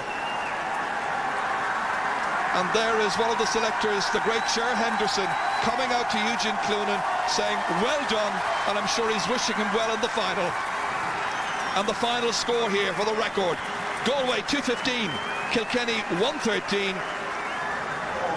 and Galway are through in front of a crowd of over 34,000. let's now see if we can get some reaction and some comment after all of that. And I know that Darragh Maloney is down there with, I'm sure, several excited Galway players and a disappointed Kilkenny man. Absolutely. Ger Brian Cody, heartbreaking for you. What happened out there? It's not a question of what happened out there. I mean, these things happen. We've seen them happen down through the years. That's the way it goes. We've had a good run, and you know, these things come to an end. And on the particular days, no matter what you try, no matter what you might think might happen, something goes on, and it comes to an end for you. But that's hurling, that's sport, and I mean, the better team on the day won the game, and that's the way it works. Did you have any feeling before the game that maybe things weren't right? Actually, always have feelings before the game, Barry. It's not a question of feelings. It's a question of, you know, you all talk about it's on the field, what happens. We've had a great team, we've had a great run. Absolutely nothing to hide the praise for the Kilkenny hurling team. They've been excellent, they were excellent again today, they kept going to the very end. But I mean, that's the way it works. What about your own future, Brian? It's a big commitment running an inter-county team. Will you be back next year? I haven't the slightest idea there, let's be totally honest, because I just never even thought about it, you know. Okay, Brian, thank you very much indeed. Noel Lane is here as well, the victorious Galway manager. Noel, congratulations. Nobody gave you a chance coming up here. How must that feel? Well, it's a good feeling. I mean, it was a bit of an insult, really. Like, I know they put up a very good performance against Kilkenny last year. We're there for 40 minutes of the game, and you know, just fate turned against us. Eugene missed a goal, and GJ got one above the other end, and you know, the confidence drained out through their soles of their feet that day. But they started the same way today, and instead of what they done last year, they went all the way today. And I'm very, very proud of the players, and I'm very proud of all the live supporters that came up here to support us today. And it's a wonderful feeling. But I mean, you know, we've nothing won yet. We won a great game, but we're looking forward to the All-Ireland now. And you overcame that sending off. It's happened a number of times in the football championship this year. The team with 14, you handled it really well. Yeah, it worked out well. I mean, sometimes it can be very confusing as to how you use the extra man. We played well, we brought back our six backs. Brian Higgins came on as a sub for Fergal at half-time. No fault of Fergal's, it was through the sending off, he was taken off, and Brian Higgins played a stormer, and you know, that's the way it works sometimes. And now an All-Ireland final against Tipperary. Looking forward to it. Well done, Noel, congratulations. I bet he is looking forward to it. They have won this semi-final this afternoon by 5 points. It's a great day for Galway. Tip v Galway, 3 weeks away. It is indeed, and Pete Finnerty, I suppose that brings back memories of 1986 and a famous victory as well over Kilkenny, and indeed the All-Ireland of 1987 and other great results. Yeah, it brings back fond memories, and it's really no more than Galway hurling deserved until we promised so much, we've won so much at underage, we've lost so many great hurlers that never got the opportunity to play in an All-Ireland final, and it's a just reward for what was a magnificent display. Like, I thought at half-time I was a bit despondent without the extra man. I thought Kilkenny would be even stronger again, but it was Galway that lifted the game, and like Liam Hodgins at centre back was unbelievable. Mark Cairns at centre forward. We didn't see Eamon Kennedy today not once. Ollie Kenny at corner back, he mopped up Charlie Carter, and of course Higgins, when he came on, as Noel Lane said, Brian Higgins has been there or thereabouts for the last 4 or 5 years, don't you know, and people said he's too small in stature to make a good wing back, and he proved everybody wrong today. He went up the field, he scored an excellent point, and you'd swear that he was there for the last 10 years. The one thing comparing this victory to 86 down at Semple Stadium, Galway didn't go on, of course, to win the All-Ireland that year. Tomas McGahey knows very well. Can they do it this time, Tomas? Certainly they can, yeah. And today's performance, I suppose the big question you have to put against Galway now is, can they put back-to-back performances like that? I mean, in the past they've been very good at semi-final stage, and they've faltered on All-Ireland final day. They're the one team that certainly can put it up to Kilkenny in big matches, and today was no different. Their six backs were fantastic, and we said before the game, if Charlie Carter was kept quiet, he was the star man for Kilkenny up to today. He was kept quiet, he only got a point from play, and if you said again before the game, throughout the 70 minutes, Kilkenny were only going to get 3 points in play, nobody would have believed you. But that's credit to Galway, they had the homework done. They were up for the game big time. They made them shoulder to shoulder, and they drove forward and drove. And in the second half period there, when the game opened up, the likes of Kevin Broderick came into the game, and he showed his class and he showed his skill as well. He ran at the Kilkenny defence when they were on their feet and tapped over 2 great scores. All right, gentlemen, we have much more to talk about in terms of this particular game. We'll also be looking at some of the key incidents from the match. However, we have a commercial break to take first. Back with us again shortly after that.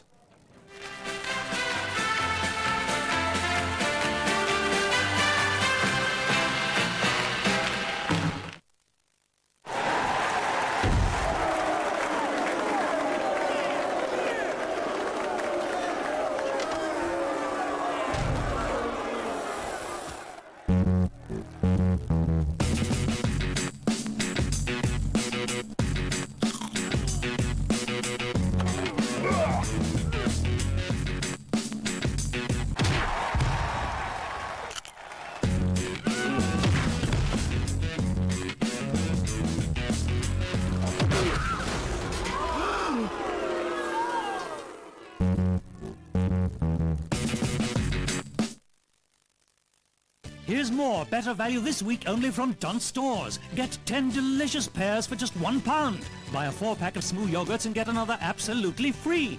Inversoft toilet rolls, 9 for the price of 7, only £3.73. And with lots more offers in store, that's more better value only from Dunnes Stores. Triflow Total Metal Care is the new paint for gates and railings. Triflow is specially formulated to perform for over 3 years.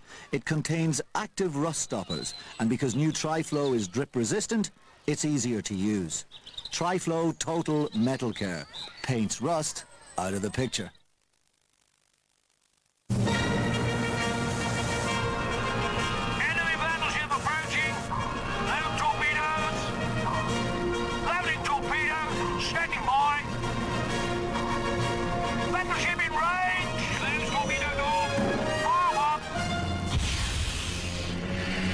New Domestos WC Active Mousse seeks out dirt, prevents limescale and destroys bacteria. Domestos protects, even in the world you can't see.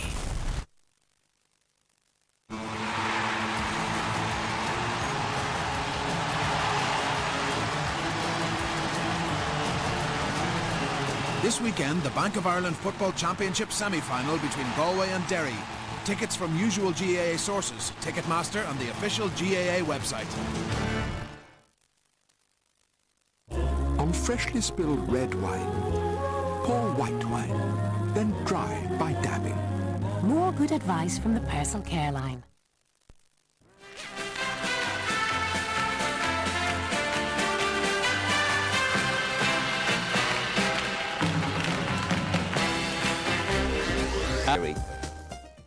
Now, it's a very busy summer, of course, for Alan. Cairns been involved with the hurlers today, and he played his part today. Also involved with the footballers, and of course he'll have another day out next Sunday. But I'm sure for the moment he's savouring this particular performance. He's down talking to Darren Maloney.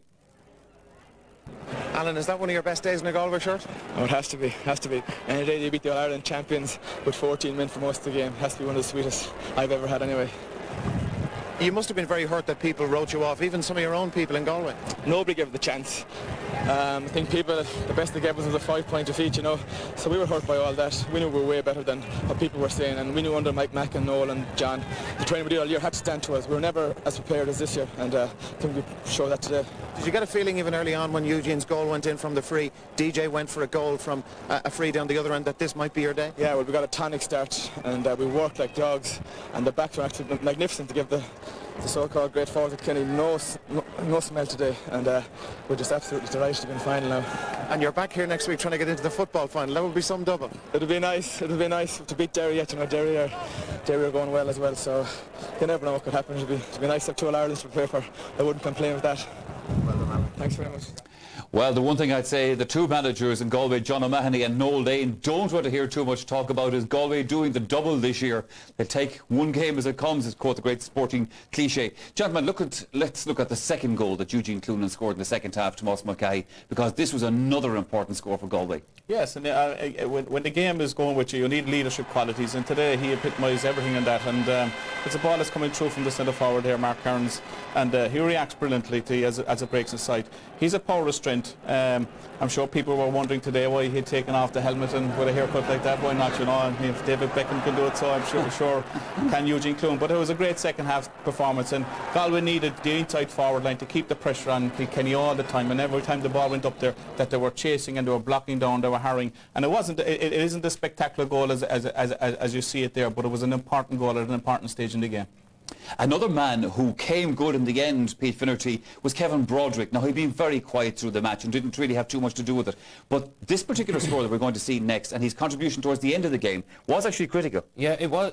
Kevin was quiet by his own standards, and the year that he had to date, and he was promising in the quarter-final against Derry. He scored this is all class, isn't it? But this is sheer class and ability.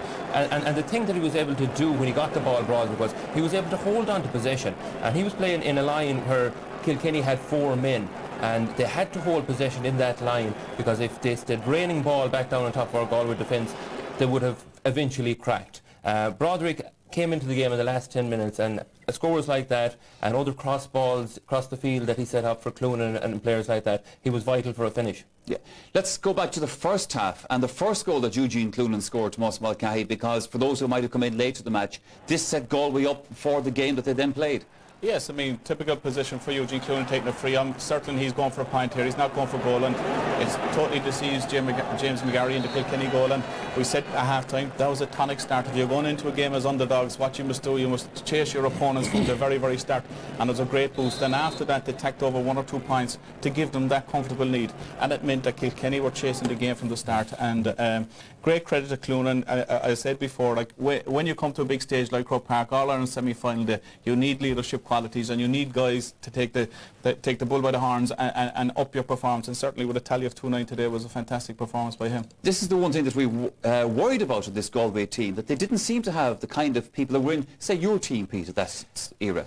Yeah, but if you go back to when we started as well, I remember somebody remarked when our team was originally picked in the half-back line, they said, did you pull this bag up out of a lucky bag? This team out of a lucky bag. Yeah. So, like, it takes time. Like, we were never getting to the stage where we were seen twice in the 1 year, and we were getting rid of guys who were fabulous hurlers and we weren't giving them enough time to develop. It's like Cork and the minors, Tomas explained. You have to give guys 2 or 3 chances at this stage. Now, today you could pick 10 leaders out there, and if they do well in the All-Ireland final and they do well for the next year or so, you're going to be looking at new Pete Finnertys and new Tony Keady's and new Joe Cooney's, like Richie Murray there at midfield, and David Tierney. Andy Comfort and Brian McAvoy this morning were the best midfield partnership we had seen in years in hurling. We had a young man, 19 years of age, and we had David Tierney, who played football and hurling last year, but it was his first big game in hurling. And they ran the 2 boys ragged. And the 2 boys end up on the subs bench looking out at them, and you see Richie Murray going over to the Galway crowd and lifting them. For 19 years of age, to have the mental attitude to be able to do that. But I reckon there was something from Biddy Early's bottle that came up from players that brought all this about. It's in fairness to McNamara, I have to give him great credit too, because Galway's resolve and their mental attitude was so positive out there today. They could have lost their heads when the man got sent off and started arguing with the referee and saying, look, why didn't you send off Eamon Kennedy as well? But they didn't. They held their composure. They got on about the job they had to do. They hurled from start to finish, and it was a fantastic performance. And there'll be a special edge, I suppose, as well to Moss Mulcahy to this final now between Galway and Tip, because the 2 hurling communities down there in that part of Galway are so close. Yes, we were saying kind of after the quarter-final draw, but maybe Tipperary didn't want to meet Galway in a semi-final match, because they certainly have put up the Tipperary as well. But it's good for the game of hurling, I think, for the neutral now looking in with 2 new teams in the All-Ireland final. I think is going to bring a spectacular crowd, plenty of colour and plenty of glamour, and hopefully we'll have a good game of hurling. Certainly on the evidence of yesterday, Tipperary will be happy with their performance. You have the makings of a great game, and certainly if we can get the level of performance that we had from Tipperary yesterday and from Galway today, and they can show that for 70 minutes, will be a great All-Ireland final. Pete Finnerty, you're living down in Tuam now, of course, the heart of the football territory. There'll be a great buzz around the place now the next week on the foot of that. Yeah, well, I was telling the boys down in the Tatch pub about 2 weeks ago that the hurlers would be in the All-Ireland final before the footballers. Yeah. And they were laughing at me, and to be honest, I was saying the All-Ireland minors would be there before them. But there is a great buzz down there. They'll be talking about a double, and as you said yourself, nobody wants that talk. John O'Mahony doesn't want it, and neither does Noel Lane. Galway have to go back now to the drawing board. They've got to go back. They're going to come into the All-Ireland as favourites, whether they like it or not now.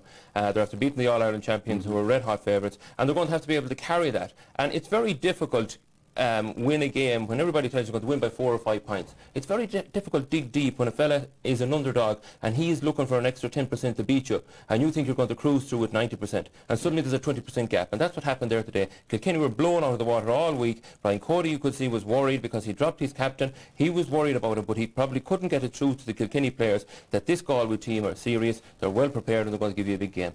Well, they're also into the All-Ireland final. As we say, congratulations then to both Cork and to Galway, the victors today. We have to say commiserations to Kilkenny, who found themselves losing both the senior and the minor All-Ireland semi-finals. However, that's the way the old cookie crumbles. Now, we're back again later on tonight at the Sunday game, and just before we leave you, a few little matters to just tidy up and tell you about. First of all, this is our email address if you have any thoughts on today's match, or indeed yesterday's semi-final replay. GEA@rte.ie is where you can get us, and also that's our website down at the bottom of the page, www.rte.ie/GAA.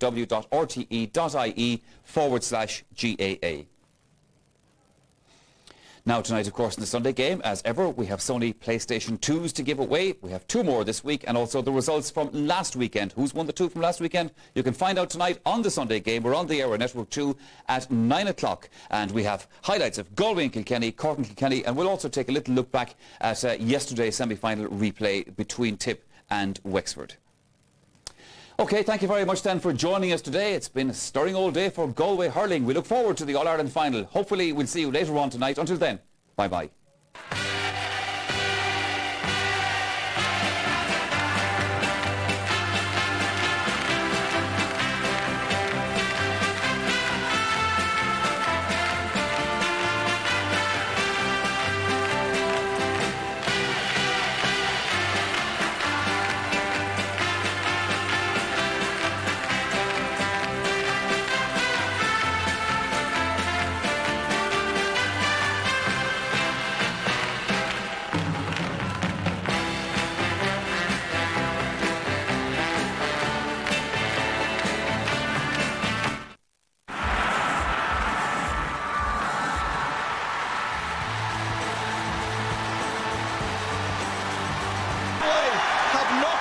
The defending champion.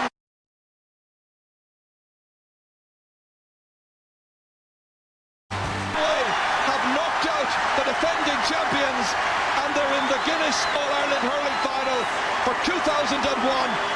Their hero, Eugene Cloonan. Other stars included Ollie Canning at cornerback, who was magnificent.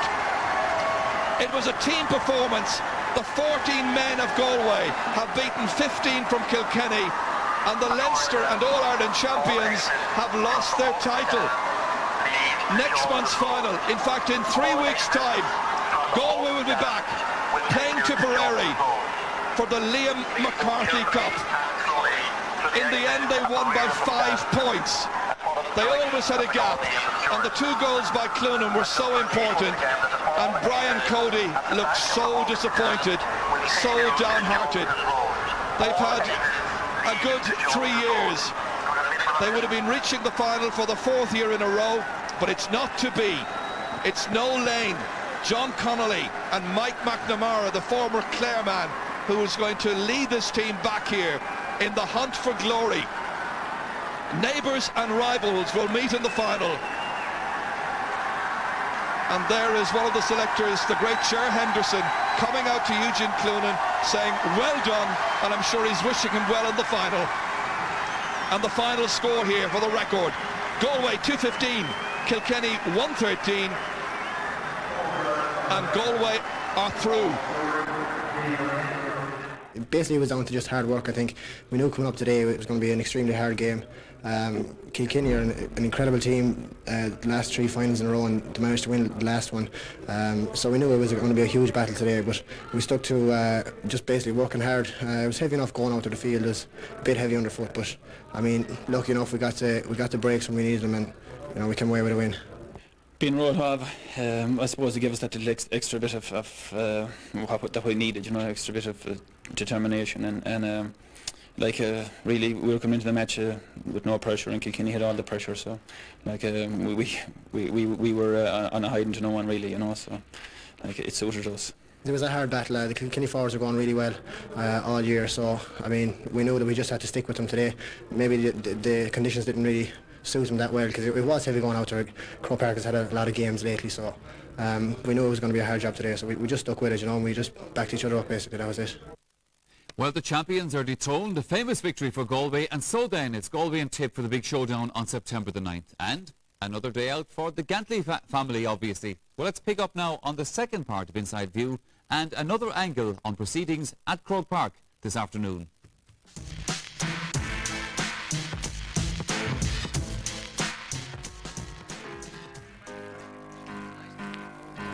When I arrived in Croke Park today, the boys were getting off the bus, just a coincidence, nothing going in, and a few of them, I went over a few of them and just, you know, as you do, shake hands with them. I met Noel, and he said they were going to do it, you know, there was no doubt, and I think you could see that from the first minute today.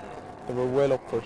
Some of them had their heads going down. I don't think they wouldn't have heard good luck going in the door, you know, they were really up for today.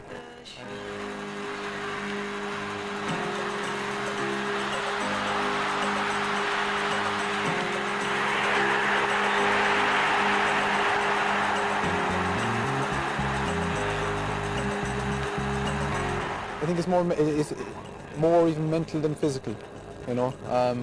And I think you've seen it today.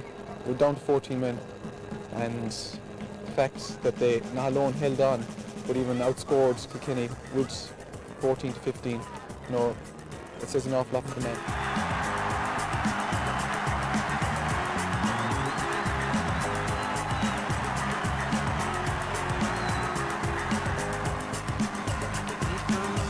Yes, a satisfactory end to the game from a Galway point of view. Well, now let's take a neutral view of it all with our panel, Ger Loughnane and Michael Duignan. Michael Duignan, you need a signal maybe to send to the opposition and to the fans in any game. And Galway sent that, albeit a fluky enough one, I suppose, with Cloonan's goal, first score of the match. Yeah, it was a very tense start to the game. And Eugene Cloonan's goal, I think, settled Galway down. It was fairly evident from early on that scores were going to be hard to come by, and Eugene goes along and sticks the ball in the net from the free. It was a very lucky goal. I think James McGarry must have thought it was going over the bar, but here it is now. No, he hits his frees low enough. He kind of hit a couple like that today, and that one ends up in the back of the net. James McGarry, I'd say. Yeah. Obviously, it's hard to see there, but he must have thought it was going over the bar. But Eugene Cloonan, amazing game in the second half. Then he goes along, took another free to save, came out to him. He hit a bullet of a shot and it's out for 65, and he goes out like if it was in a training match and pops it over the bar. Never knocked the funk out of him. So yeah, the sending off of Greg Kennedy, if you wanted another signal in the match, this wasn't exactly what you would have required, was it?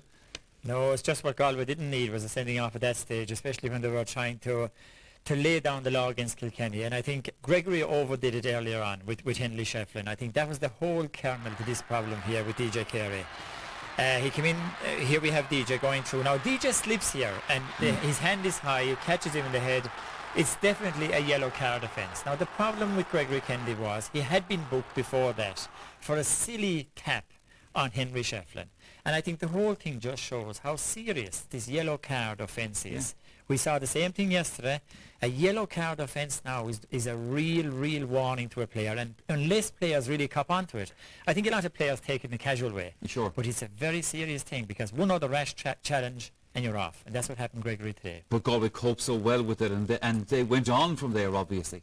They rose their game after that. I mean, it had no effect in the game whatsoever. They played 2 inside the full forward line, 3 outside. Sometimes you thought that Galway had the extra man, they were playing so well. It was just their day. They were up for the game.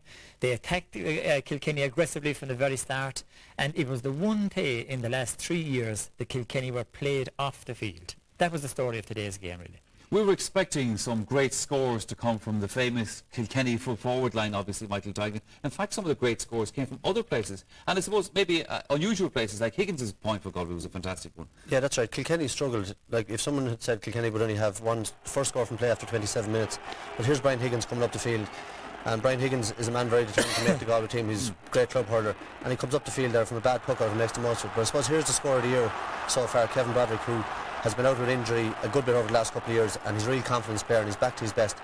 But look at Eamon Kennedy. If that was last year, Eamon Kennedy would have stopped him in his tracks. I guarantee you that there was something missing in Kilkenny's game today. I can't imagine an Offaly forward going through like that, or a Wexford forward this year, you know. And it was just the edge was off Kilkenny a little bit, and they're great scores, but Kilkenny only got 3 points in play in the whole game, and the first score in 27 minutes, and John Power got 2 of those points. You know, he battled great, but the rest of the forwards didn't function, and all credit to Galway, their backs were absolutely brilliant. There was also a kind of score where if you were to have any hope of pulling off some kind of a revival in the game late on, that was another killer blow.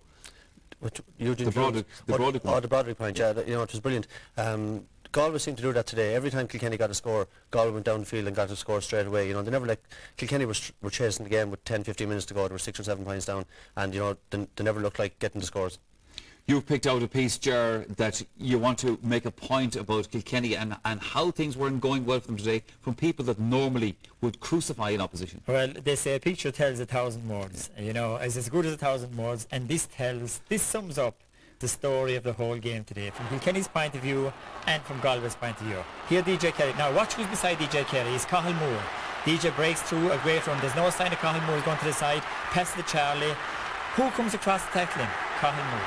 You know, this DJ, Charlie, ball in the net. That was the usual way it went. Yeah. Cathal Moore tackles DJ about 30 yards out. DJ seems to lose him. Next thing, he covers back and he's there to tackle Charlie Carter. I think shades there of Mike McNamara's type work ethic, You never give up, you chase back, you tackle, you harass, you harry, you give no space to the opposition. It was like Clare in 95. I think Mike Mack deserves huge credit for the way Galway played today, as well as Noel Lane and John Connolly, Sure, of course. yeah. But there was a new... If that happened this time last year, Cathal Moore would have given up when Carey passed him. Today, he went back and he covered the man that Carey passed to it. That was the story of Galway's hurling today, covering every opportunity that Kilkenny got. It was fantastic to watch. They also took, you know, the right attitude, I suppose, from the fact that Kilkenny were most people's favourites for the All-Ireland this year. And Galway went into the game saying, you know, it was set up for Galway, you know, in fairness, it was set up for Galway. And it was very, very difficult for Kilkenny, you know. And as I said before the game, Kilkenny supporters going into the game talking about a tip Kilkenny All-Ireland and looking forward to a tip Kilkenny All-Ireland. But you had picked up on a bit of nervousness that you saw within the actual Kilkenny camp itself. So. I think that came across to the Kilkenny players just before the game started. And that's the worst time for a bit of indecision or a bit of nervousness to strike you. Yeah. If you're nervous 3 or 4 days before the game, it's fine. You'll actually be calm on the day. But I think it struck them just before the game, hey, there's something serious going on here. Yeah. Galway, no sign of Galway coming out in the field while the minor match was on. They were inside in the dressing room, they were getting ready, they were psyched up, they came out, got down to business straight away, and you saw the throw-in when went on. Young Murray, a 19-year-old, in his first a big match in Croke Park, he hits a dunt on Brian McAvoy. Yeah. He was telling them, we're laying down the law to you here today. And all the Galway players did that. Right through, and they never got discouraged. When Kennedy was sent off, there was no discouragement. They even rose their game. Galway were brilliant. As simple as that. Kilkenny have been fabulous over the last 3 years. They've been in the last 3 All-Irelands. But a time came when their legs gave out, new, fresh team came in, and they were the better team on the day. Well, gentlemen, we'll get your views on the All-Ireland final and who might win that a little bit later on. But now, before we leave this afternoon's senior hurling semi-final, we come to our man of the match selection from that game. Now, the choice was Galway's full forward Eugene Cloonan. Well, this afternoon, he sported a 2 haircut, but apart from that, it was the same amazing craft that Galway fans have come to rely on. A total of 2 goals and 9 points that powered Galway into the final. To present it to you, Eugene, congratulations, well done, fantastic match. Galway were in top, I think, in just about every position. Yeah, it went well today for us. This is the match we really wanted all year, and we were lucky enough today. We got the breaks, and that's what you need to win the big matches. I saw you getting DJ Carey's autograph there just a moment ago. That's for another DJ back in at the right. Tell me, your success today, what do you put it down to? That haircut? No, I think I got slagging over the haircut. You'll be back in 3 weeks' time. It'll be some occasion. Yeah, it's been a new day, a new occasion for nearly all of us except Joe Rabbit was here, 93. We're looking forward to it. We didn't really think about it until we got over today, but we'll think about it tomorrow now. I'm sure it'll be a great occasion. Congratulations to you. Thanks, sir. Now, at this point on the programme, we take a commercial break. Coming up in the next part of the Sunday game, we have highlights from today's minor semi-final. We have a look back to yesterday's replay between Tipperary and Wexford backdoor following their defeat in Munster by Tipperary. Well, last weekend, Tip were beaten by Galway in the first semi-final, so could Cork complete the turnaround and end up representing Munster in the final? Highlights from that match now with Micheál O'Shea.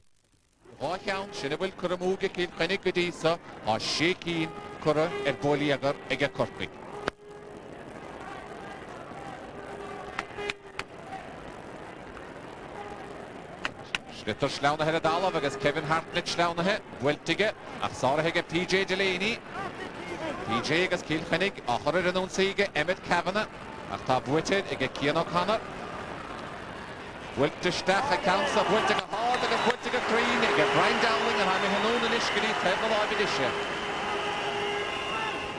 stach gyda Kevin Hartnett slauna he Bwyg Bwyg Cynnewnwch ach Dishfos agus na Corcaí gemacht stach Kieran Murphy Bwylte stach Joe agus Bwylte harsha trasnaon agus Twinte das fachtan son agus John O'Connor an Tennessee an Schlitter kaite stach agus tos cur leis tarnala Corcaí gedolid in onsei ach Sarah ige Niall Doherty hier at Sarah ige Kieran Murphy har na Sar Sheilach an Hansige Kieran Kieran Murphy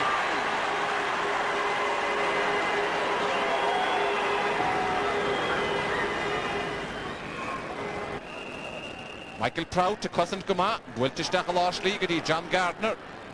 John Gardner, cael mor fada gyda'n ddefele. Bachta go glúta tanaga Kieran Murphy Farana Aicher Hawaii Coolele on a ball against David Herity. David attacked the back the trail. A Machanish Giddy Mild Doherty Quantaga Mahige Wilta Apach again. Kevin Hart the Stackedy Kieran Murphy Aaron Zone the Joe on the Carno Garaged. Agus Dishanson Sahunig Stephen O'Sullivan. Wilta Giddy Kieran Murphy Kieran Murphy and son. Hall factor and so a reach to get Kieran Murphy on Balta Derna Hadisha so great Canish the head in the league. Was a Hall Homa, Agus Heddy Fintel and the Hush and Baltison. Agus Shahet so reached.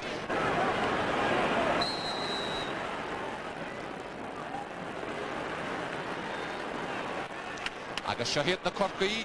After the non-say reached, what is Stackedy Kieran Murphy Aaron Zone, Fachtaga Dassiga, Derek Bertahorto, Ian Kurahohiga, Agus, well, Sulana Gira Fat Kinneher, Shahet PJ Delaney. PJ, Cal Moore Father, we should the Kilkenny, Anna Wall again, Willie O'Dwyer, Fat Commissar, he said House and Rock Garden, and Vice Cole, Jahir Ray, Chance of Hall, Willie O'Dwyer. Whenever Sukhler Fat, 3 Agus Alan Packer Sukhler. The forward net coast go over. Agus Anna Haftanir, Dientiga Kilkenny gets on Agus Colts Baggold, Fachtiga Willie O'Dwyer. In his second, Brisha, Emmerich and Maltoid Gadisa. And Wilchetti Shade, Anna Maxim Eriksson, Anna Kamgadoha, Anna Lana, Anna Stubb, Willie O'Dwyer.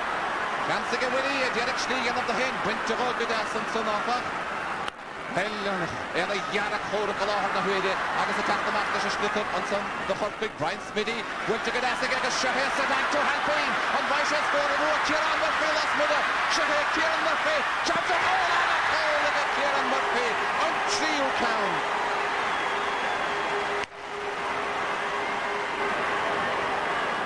Well, Cork made a slow enough start to that match, but when they got into it, they really did get going. And what about Kieran Murphy, their full forward there? 3 goals and 6 points, his contribution to their win. OK, next year on the programme, we're going to reflect on yesterday's senior semi-final replay between Wexford and Tipperary. Now, Wexford looked to be in big trouble at half-time the last day, but then they came out with a spirited comeback in the second half. Well, would that be their prompt to take advantage of their second chance, or would Tip finish the job this time? The commentary is by Ger Canning.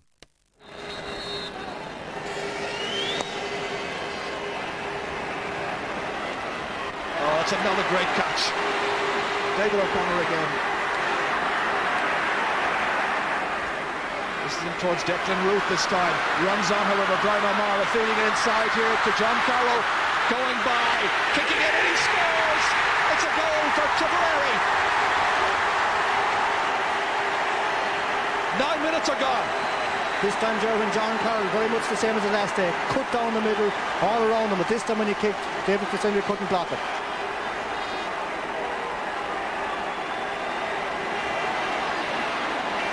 Here comes Paul Ormond, running into trouble. Paul Codd for Wexford. They need a score. He's bundled over. It's going to be a free in. Paul Codd will take it himself. And a chance to get Wexford's first score.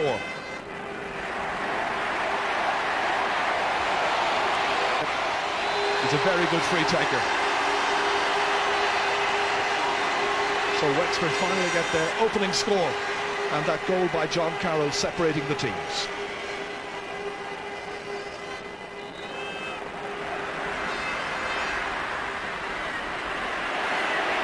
Here comes Mark O'Leary. Stamp is after him.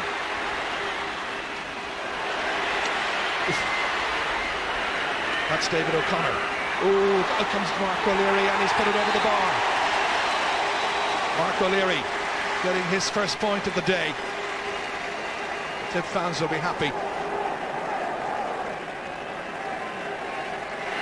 Damien Fitzhenry, a huge one. David Kennedy's going back towards it, doesn't win it. Instead it's Mitch Jordan, and Wexford have scored their first point from play. And it is Mitch Jordan who's done it for them.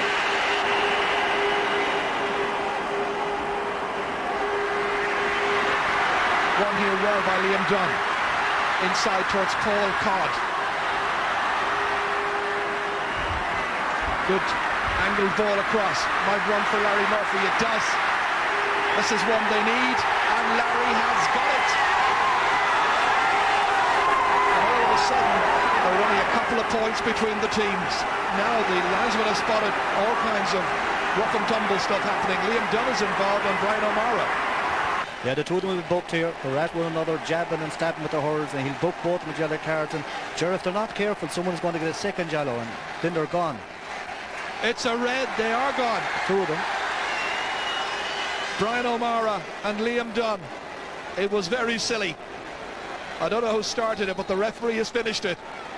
And both sides are down to 14 players. What effect will that have on the match? Oof, a wild pull. Mitch Jordan could be in trouble because he's already been booked. He's already received a yellow card and now it's red. Wexford are down to 13. I predicted this, Ger. You could see it happen all along. Like, the conditions are unreal. It's very, very slippy, and lads are kind of throwing caution to the wind. And when you're booked already, anything can happen. Wild swing.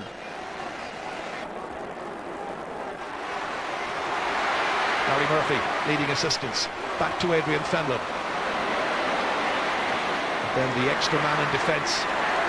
It's a telling factor. Batted down by Rory Mallon. Owen Kelly picking it up for tip. Sent in beautifully inside here. This is the substitute, and that's a second goal for Tipperary, and it's scored by Eugene O'Neill. He came on at half-time.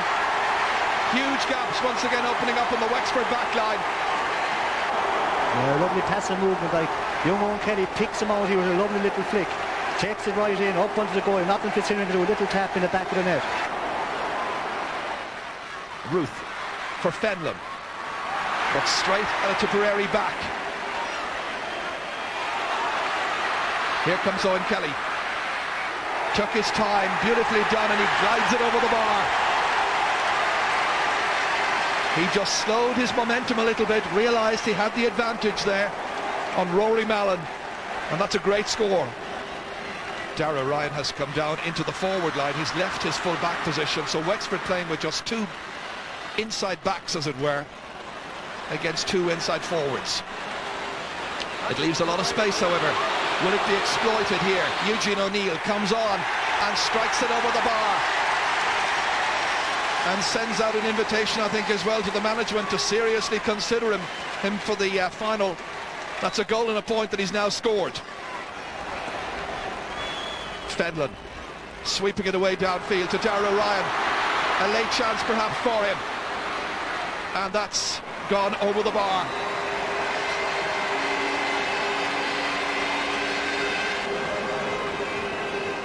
Eamon Corcoran.